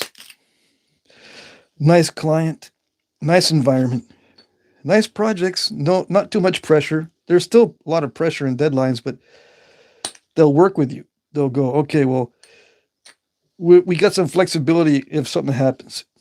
That's a rare thing, though. It's a rare treat. Anyway, I'm almost done with this. That's why I'm kind of goofing around because this is winding down. As long as I don't snap that barb off. And this is getting dull. This is getting dull, so it needs to remain. It needs to remain clean and free of burrs. It develops a burr, and it also develops a lot of little indentations that get filled with rock dust. So it doesn't grab the edge. You need this thing to grab the edge when you're notching, so you can push the flakes off with the front of this tool. Okay, and if it's fresh metal, it works a lot better. See, it's already working better. Yeah, fresh metal with no burr, no rock dust, or in this case, obsidian dust. It grabs the edge, and you can push in and downward, and it pops the flake out like that. Little flakes or big flakes, depending on how much pressure you use. Some guys will use a bunch of pressure at this stage and they mess it up because you're not supposed to be using a lot of pressure at this stage. If you're finding yourself using a lot of pressure at the very end, something's wrong. Okay? Something is wrong with the way you're setting the edge. It's getting stalled. If it stalls, you got to break out the file and unstall it, because that's your worst enemy. Trying to push through a stall. You shouldn't have to push too hard. That was the hardest that I need to push, just to get that pop out from the bottom to prevent the stall. But that's risky. That big pop out was risky. I took the risk because I've been doing this a long time. But when you're new, you want to do that every time because you saw it on the internet. I don't recommend doing stuff just because you saw it on the internet. You got to take your time and be careful. Okay? Okay. I think that's it. I can pop out a little bit more.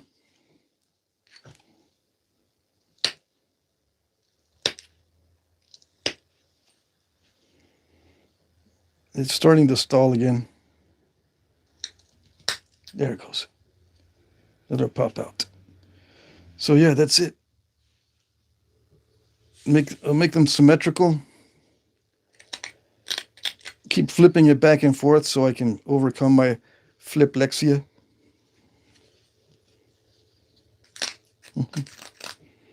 Looks like the live stream might be a little choppy.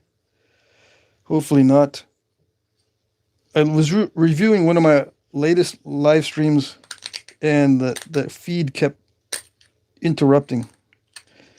One of the reasons why I say stuff twice is because I've encountered many times where I'd say it once, and my luck is that the feed will block it out, or it'll be choppy and you can't hear what I said the first time, or it comes out wrong or something.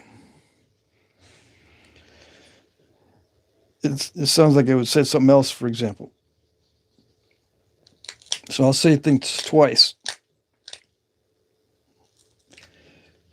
Some people hate that. Now, this particular point here, it has a needle-like tip, which I don't have yet, and it has a concave base, which I don't have yet. So there's two more things I need to do. I need to put this little point up here, and I need to make the concave base, and then we're done. I got 20 minutes to accomplish it, so that's the next step. All right? Those are easy things, relatively speaking. So let me check the chat. Raptor says, I had a kitchen knife made out of 8W, sharpened it last year. It still shaves. For this, probably need more cobalt. I'm talking about knives. Agustin Hidalgo. Agustin Hidalgo. Let's see. A Dremel. Yeah, you can use a Dremel on these things. Dremel tool instead of a file. What grit do you use to sharpen them with? I would like to know. What grit do I use to sharpen? I don't know. They just, you buy them and they're just fine grit. I don't think it says the grit. You buy these at Harbor Freight, and it just comes in a pack of 8 of them or something. And I don't know if it actually tells you what grit these are. It's just a fine grit. I think that's what you were trying to ask me. Trainwreck says, I was just going to say that, where'd you learn to use the file? Oh, I see. I was using the file in both directions. Like this. This is on the internet. You're going to get people, the Karens on the internet are going to tell you not to do both ways. But I use it for, this is such a little amount of use that if I go both ways on this, it's not going to matter. Now, if I was working 8 hours a day filing stuff, Yeah, it matters. But this is such a small surface area that it doesn't matter if I go back and forth on this, if that's what you were saying. This file is going to last me many, many years if all I'm doing is sharpening this kind of stuff, going back and forth. And there's been studies on, you know, going in one direction or going in both directions when you're using the file. There's been studies. There's only like a 20% difference in wear. Okay, you can look it up.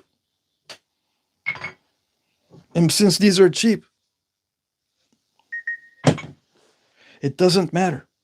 Not in this context. In case that's what you were talking about. If that's not what you were talking about, then never mind.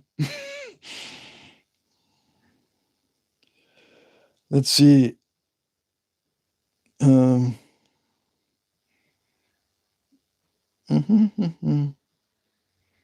Let's see. Do you make hunting knives? I do make hunting knives occasionally, yes. Soft skills are so important. Nobody likes a pompous dink, even if they know what they're doing. Yeah, that's true. Are you the behind the knees guy? Yeah, I'm the behind the knee guy. I invented the behind the knee technique. I went to school a few times, says Keith. Dreb says, I tried all that, wound up in the military, did 10 years, got out, started a design company, and now do that and supply chain management. Dang. Supply chain management. Yeah, lots of fun there. I dealt with some supply chain guys, and we had a lot of them lined up, especially when it came to valves. Oh, valves for the oil field. And they don't let you keep too much inventory. Well, they let you keep inventory, but you get taxed. All these businesses get taxed on their inventory. So we tried to keep a large inventory of valves, for example. Man, and then my boss, he says, let's just start making the valves. Yeah, let's just buy the components and assembling the valves ourselves, and then you can run the tests. Me? Yeah, you can run the tests on the valves. You mean me, right? Yeah, you can test them. Okay. So we ended up hiring someone to test them. I had stuff to do, man. I'm doing drafting. I'm in the shop. I'm checking everything in the shop as it is. All right. Sorry, it just reminded me of the good old days.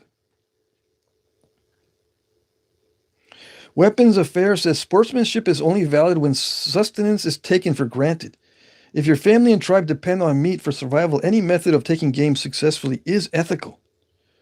Yep, except if you steal it from somebody else. How is your phone doing that? I don't know. What is my phone doing?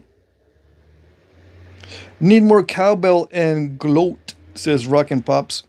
You know me too well. Yeah, he knows me. I love my handyman store. A little expensive than Home Depot's. Yeah, mine's more expensive than Home Depot for sure.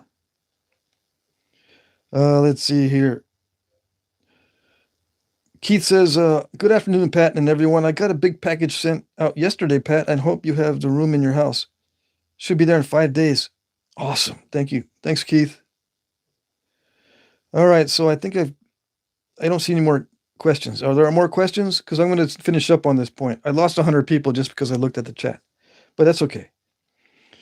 I'll check the amount of people from time to time, right? How many people are watching?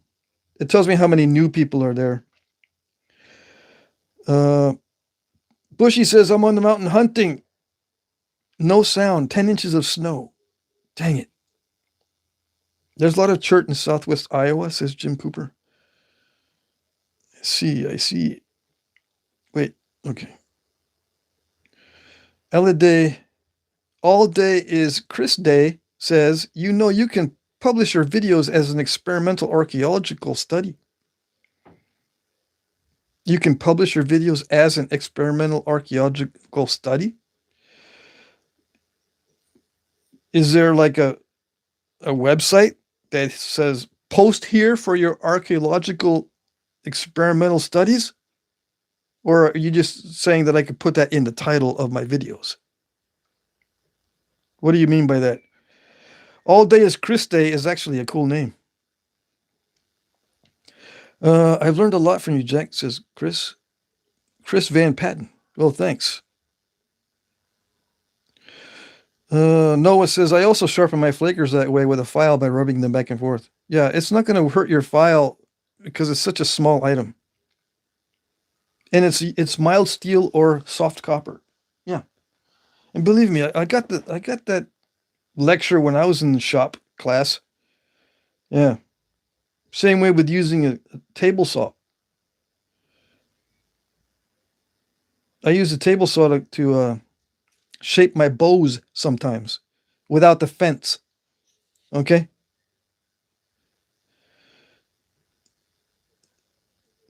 Use glass because I can't find material, says Chris. Yeah, that is a problem. I file drill bits almost daily, but I don't know. I'm a Karen. Cooter Wiggly. Yeah. See, you file drill bits. Drill bits are hard steel. All Days Chris Day says, how did you get into this craft? That's a good question. I've always been into archery, but I got into it because of YouTube. I got into it specifically knapping because of YouTube. Yeah. Hate to admit it.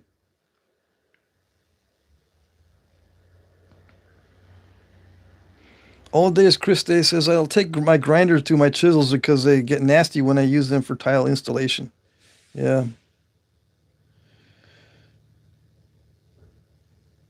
Okay. Let's see. Leave the tip alone. The stem can be concave. I see. Let's see. Can you give me and my friend Nick here a shout out? Sniperona? Yeah, shout out to Sniperona. You and your friend Nick. How's it going? My hamster ate my dog, says, I eat friend shrimp. I eat friend shrimp? Is that what that says? My hamster ate my dog? Okay.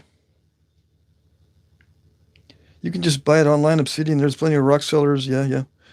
Okay, so I'm trying to catch up with the chat, see if there's any questions in here.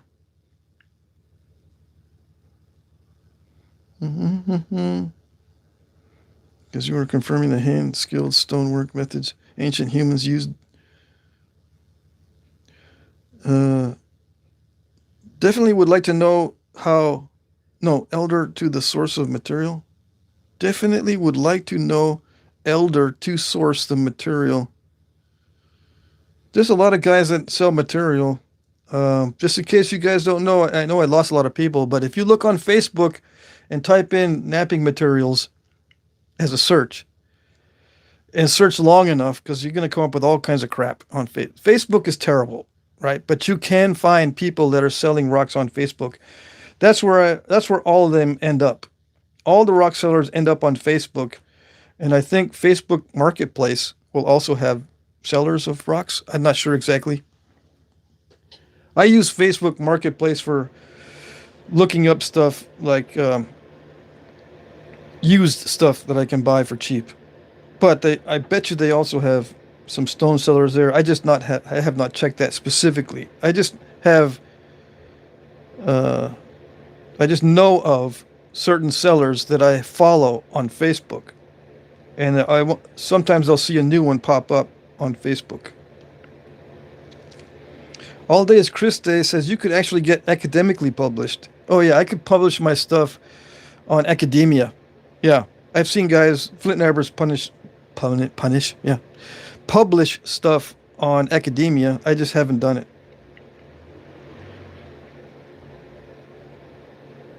Jim Cooper says, would you like to see my flake abrader notching technique? Yeah, just do a video, Jim.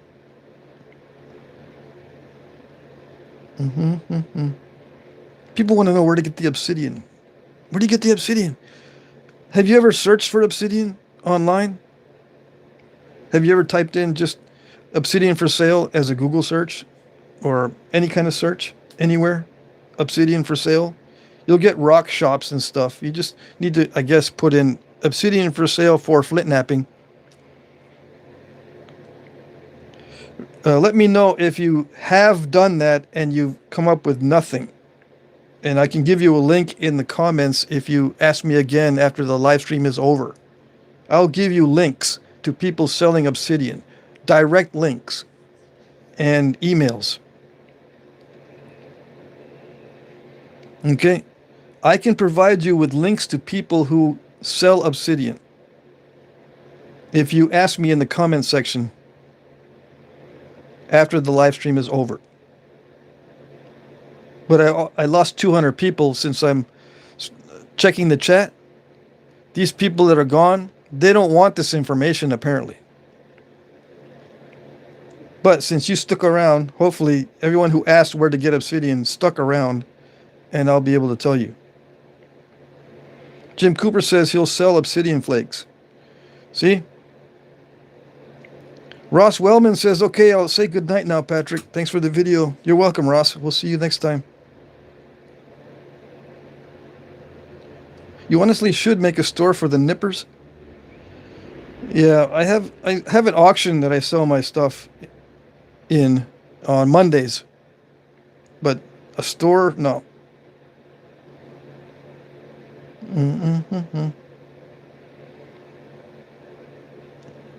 Chris says he's having a hard time with the indirect holding the stick. Yeah, you can hold it with a strap. You don't need to hold it behind your knee.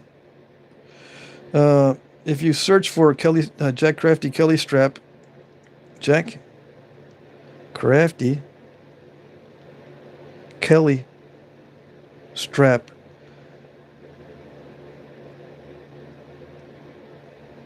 Right there. Video 505. You can use that to hold the rods and stuff above or below the knee. I mean, above or below the leg.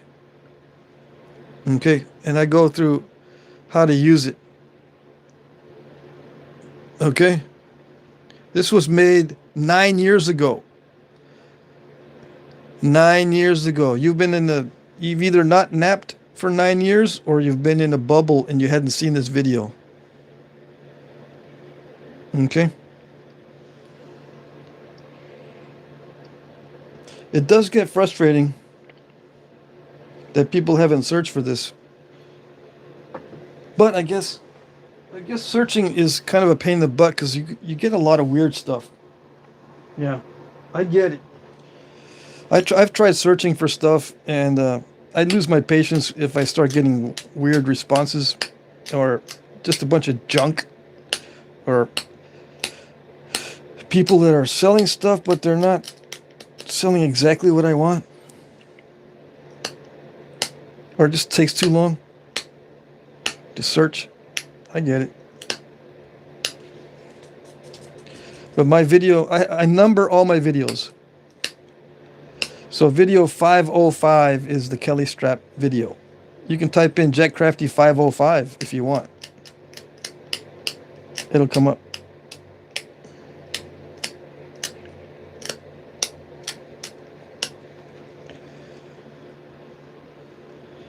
Yeah, putting the concavity in here is easy peasy. It's winding down. The whole process is winding down.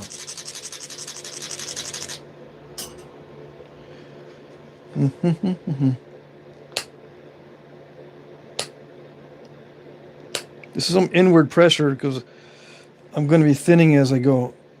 I can also nap like this. I can nap without looking and I can nap with looking. If there's a spot where I need to focus on, I'll look. And this has got a step fracture. So I can try picking it out first and see how that works.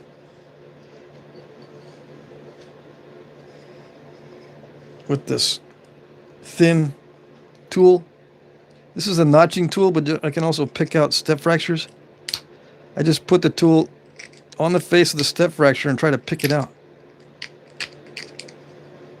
And it did flatten it. There's still some of the remnant of the step fracture right there, but for the most part, it picked it out. And I'll just continue with the flaking. But I'll look for that one. I'll look and see if it did it. If it did it right. If it didn't do it right, I gotta do it again. I just took a longer flake that time because it looked thick right there. Yeah. Obsidian pressure flakes so easily compared to other things. Compared to chert or flint. Glass and obsidian nap so easily.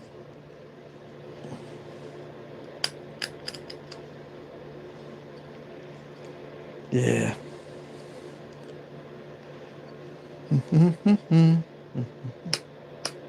If you asked the question and I didn't answer it, you can ask it again. Let's see.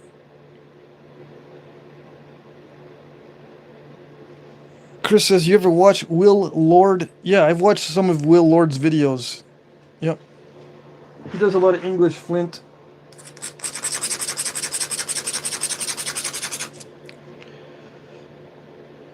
Yeah. I'll watch him sometimes. But his techniques are pretty basic, as far as I know. Last time I saw a video of his, the techniques are pretty basic. It's good for beginners.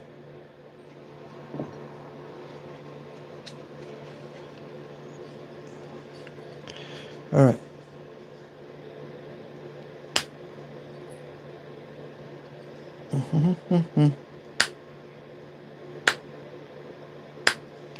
Mainly when I watch flint knapping videos these days, it's either a new guy and I want to see how he's doing.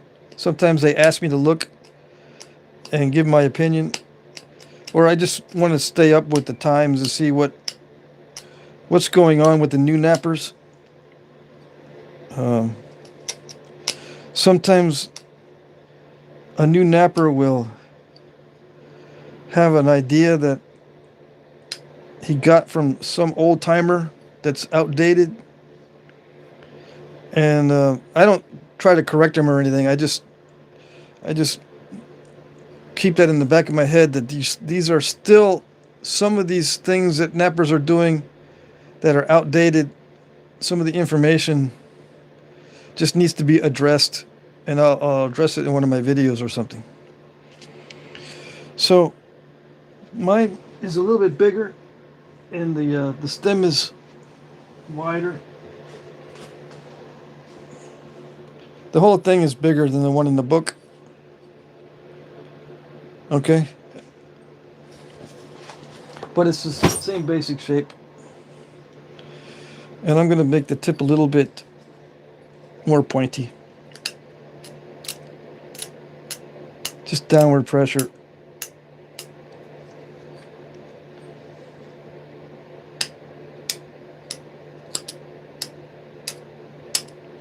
And it's kind of, I'm kind of crunching it because I need to sharpen this copper tool.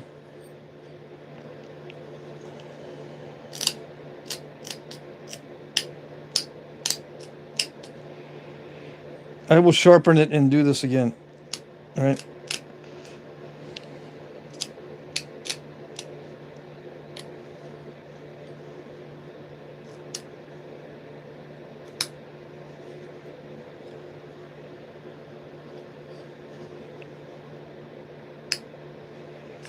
How do I sharpen the tool? I sharpen it with a grinder, sander.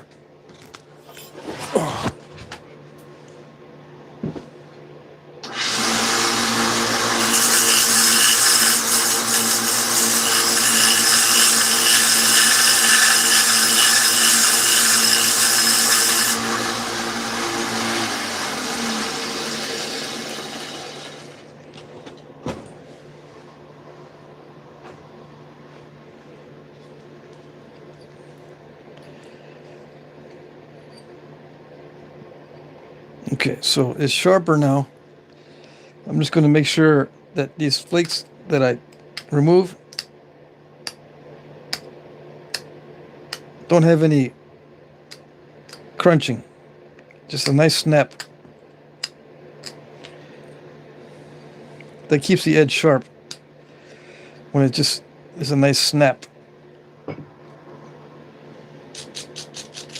And yeah, I'm going to dull this because I see that it's kind of thick. I'm going to thin the tip down. Not only am I going to make it more narrow, but I'm going to thin it down too. So I need to run some flakes into the interior, which requires me to grind it a little bit. Okay.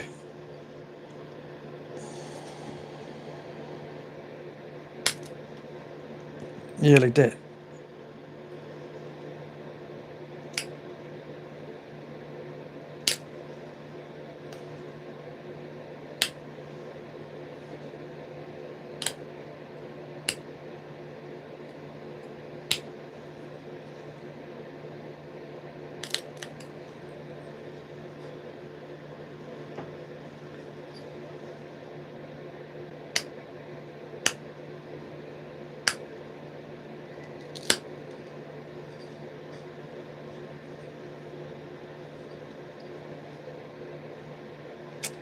Okay, so yeah. See how I tapered the tip?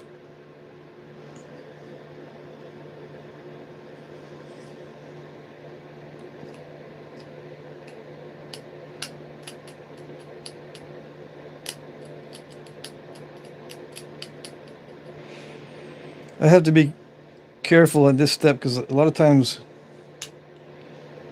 I've been known to rip the tip right off.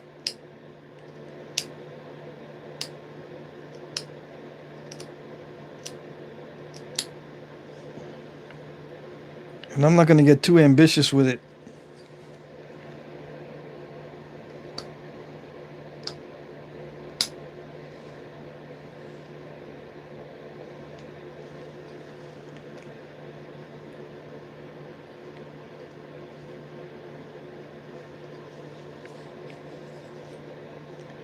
I think there's a little bit of symmetry I need to work on. That's good enough. It's not as bold and daring as the one in the book, but there are other tips on here that are not as bold and daring as that one. But I did make it more narrow. Yeah, it's not completely symmetrical. I should take more off of this side, but I'm just gonna, I'll leave it. Maybe I'll do some fixing it up off camera. What time is it? Already, yeah, it's already past the time that I usually have allotted for the live stream. So that's it. I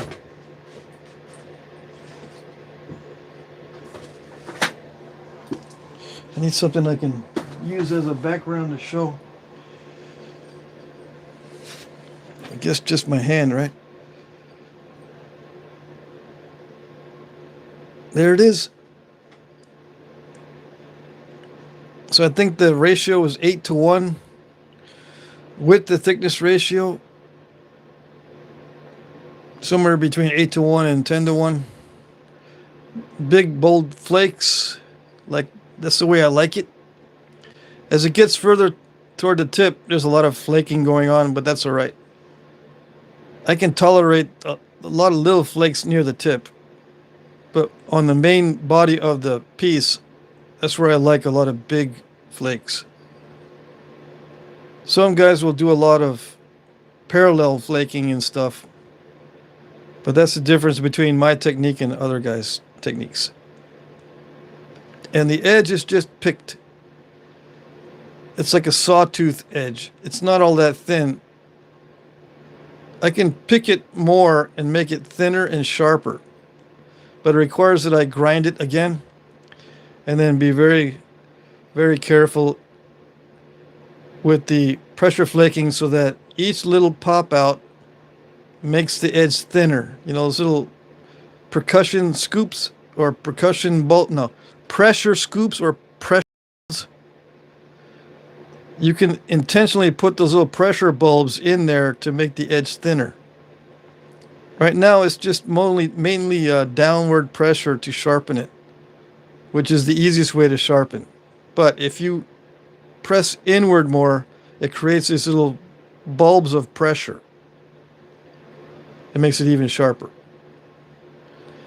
There are some dull spots still. I can feel that it's not that sharp right here. I must have just abraded it without going over it. So before I sell it, I will sharpen it a little bit more, but I'll do that off camera. I've already been on the live stream for 2 hours. Okay? So yeah, that's it. I'm going to check the chat and then I'll say, see you next time.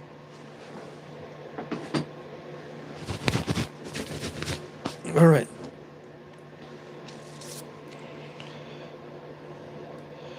This is a variety of mahogany. It's a variety of mahogany. I don't think it's a gold sheen. It seems like there might be a little bit of a gold sheen to it. But I have gold sheen and it's not like this. This is more like mahogany. Yeah. Good looking piece. Thank you. Thank you. It's cool. Love the vid. Thank you. Thank you. It won't be sharp like a metal knife. It'll be sharp. It's more akin to a steak knife. Lots of serrations. Yeah. Exactly.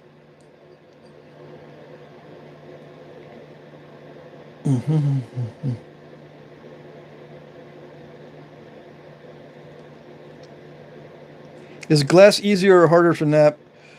Glass is actually easier to nap than this.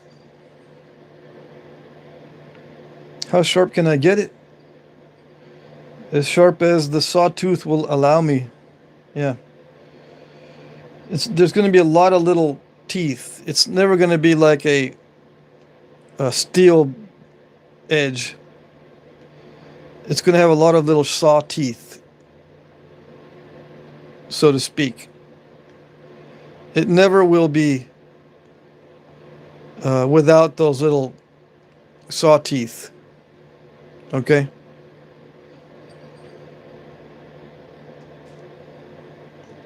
Keith says he loves it. Thank you, thank you.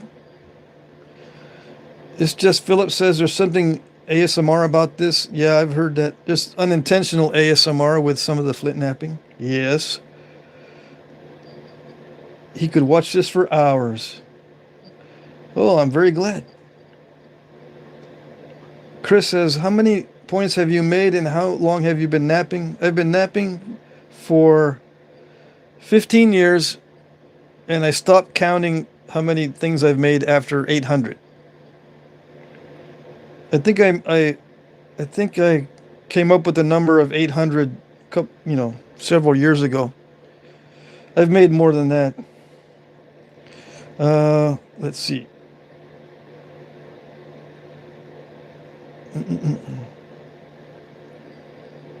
You can save on copper if you hammer your tips sharp, then tough it up a little bit with a file, touch it up a little bit. It also further work hardens the copper, making it more durable. Yeah, I don't work harden my copper. Jim is correct. If I want something harder, I just use mild steel. Yeah. Well, let's see. Guitar and something. Well, my next question is how long will that grinder last? Well, the grinder lasts a lot more than the belts. Yeah. I bought it at Harbor Freight, and I think I got a 2-year service plan, but I've had it for more than 2 years, so. As long as you replace the belts and make sure that it doesn't get all full of dust, which is very difficult for a flint knapper to do, those things will last 10 years, those sanders.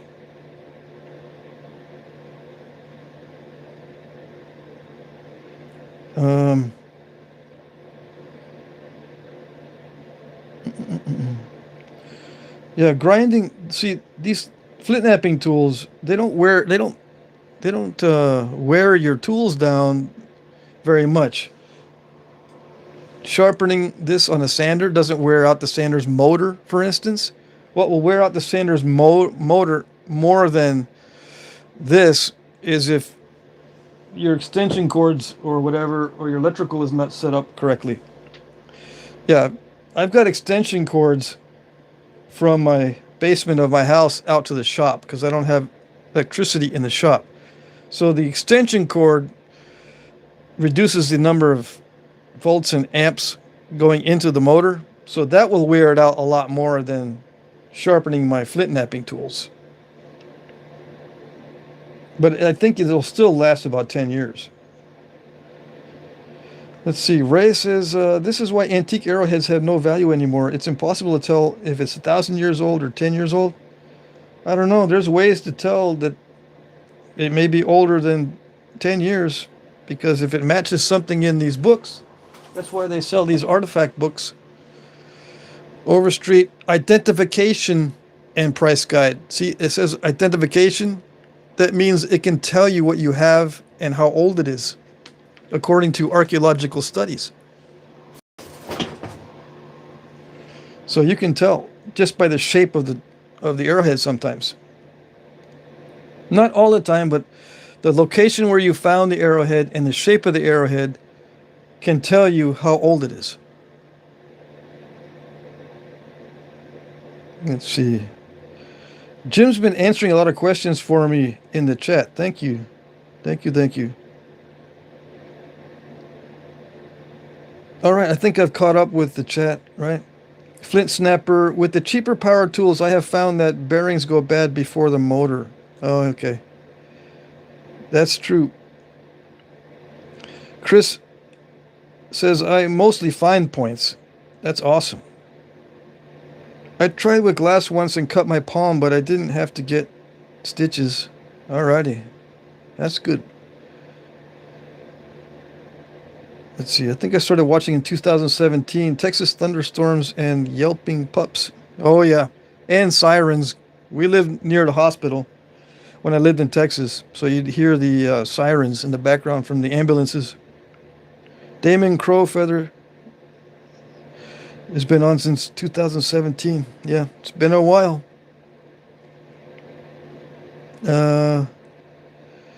Jim Cooper says too much creatine is the... Okay. What is that? Only the flake edge, a napped edge like this can't get that sharp. Did the Flint Snapper said, did the natives ever make napped points with a ground edge? Yes, but usually only for scrapers and celts, or, you know, little axe heads.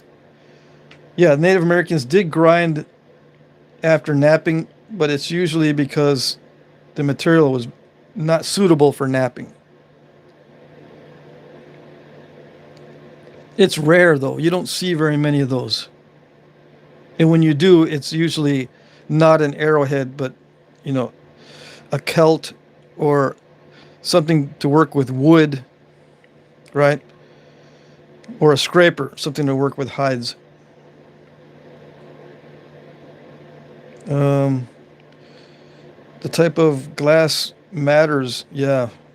Not all glass is created equal. Believe it or not, there are tempered glasses, tempered types of glass that nap differently than window glass or bottle glass. Most of us are going to nap with bottle glass or window glass, but there are dishes and plates, for example, that are made of tempered glass that are going to nap differently than bottle glass, as an example. Yeah, I did not get into that, but you got to watch out for that.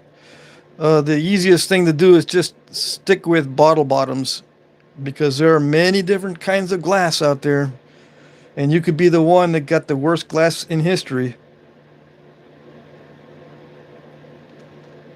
Justin Phillips says, how sharp can you get that? Can you do a demo, maybe slicing some meat? Yeah, there's already demos out there. If you're still watching, there's already demos out there of guys cutting meat with these tools. All right. You know what it's going to look like? It's going to look like I'm using a knife to cut meat. A regular steel knife. Stone and obsidian and glass cut meat extremely well. The reason why I don't demonstrate it is because it breaks the tip off of these. Cutting meat, any little strike against bone or wood, like if I have a cutting board, wood cutting board or plastic, doesn't matter, or if I touch a bone with the tip, it'll break the tip off. Okay? That's why I normally don't do demonstrations, because I ruin the thing.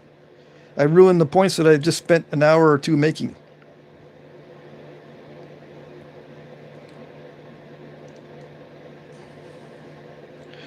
Let's see here.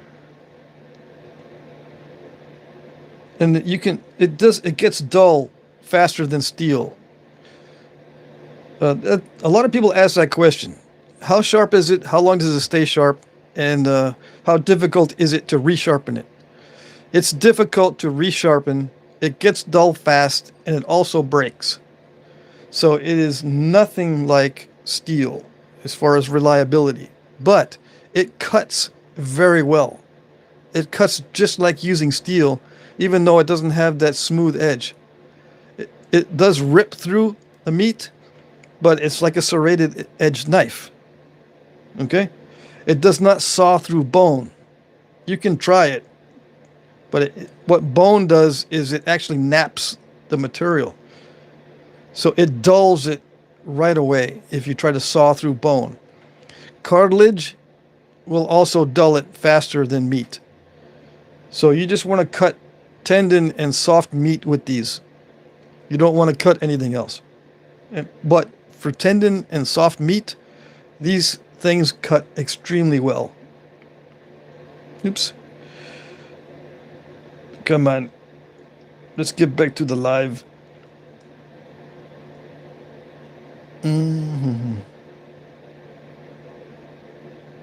Let's see.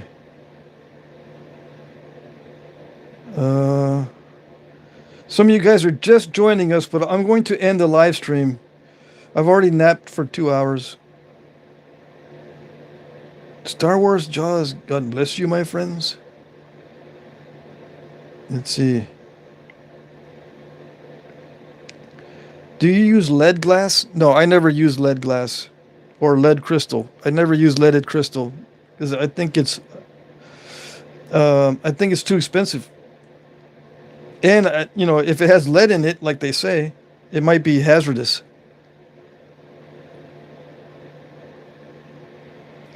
Let's see. I do a live stream 3 times a week, okay? And sometimes I'll sneak another one in. So the next live stream is going to be Friday night from 8 to 10 p.m. Eastern. But I might sneak another one in there, either before Friday or after Friday. Like tomorrow or Saturday. Okay? But, yeah, you can see the beginning of this on my last live stream. This took me 2 live streams to do. 2 2-hour live streams. Okay? So if you want to see how I began this one with all those flakes removed from a larger nodule, then go back to the previous live stream and watch that one. Okay? All right, that's it. I'll see you guys next time. Good afternoon, good evening, and good night. Good to see everybody. All righty. Bye-bye.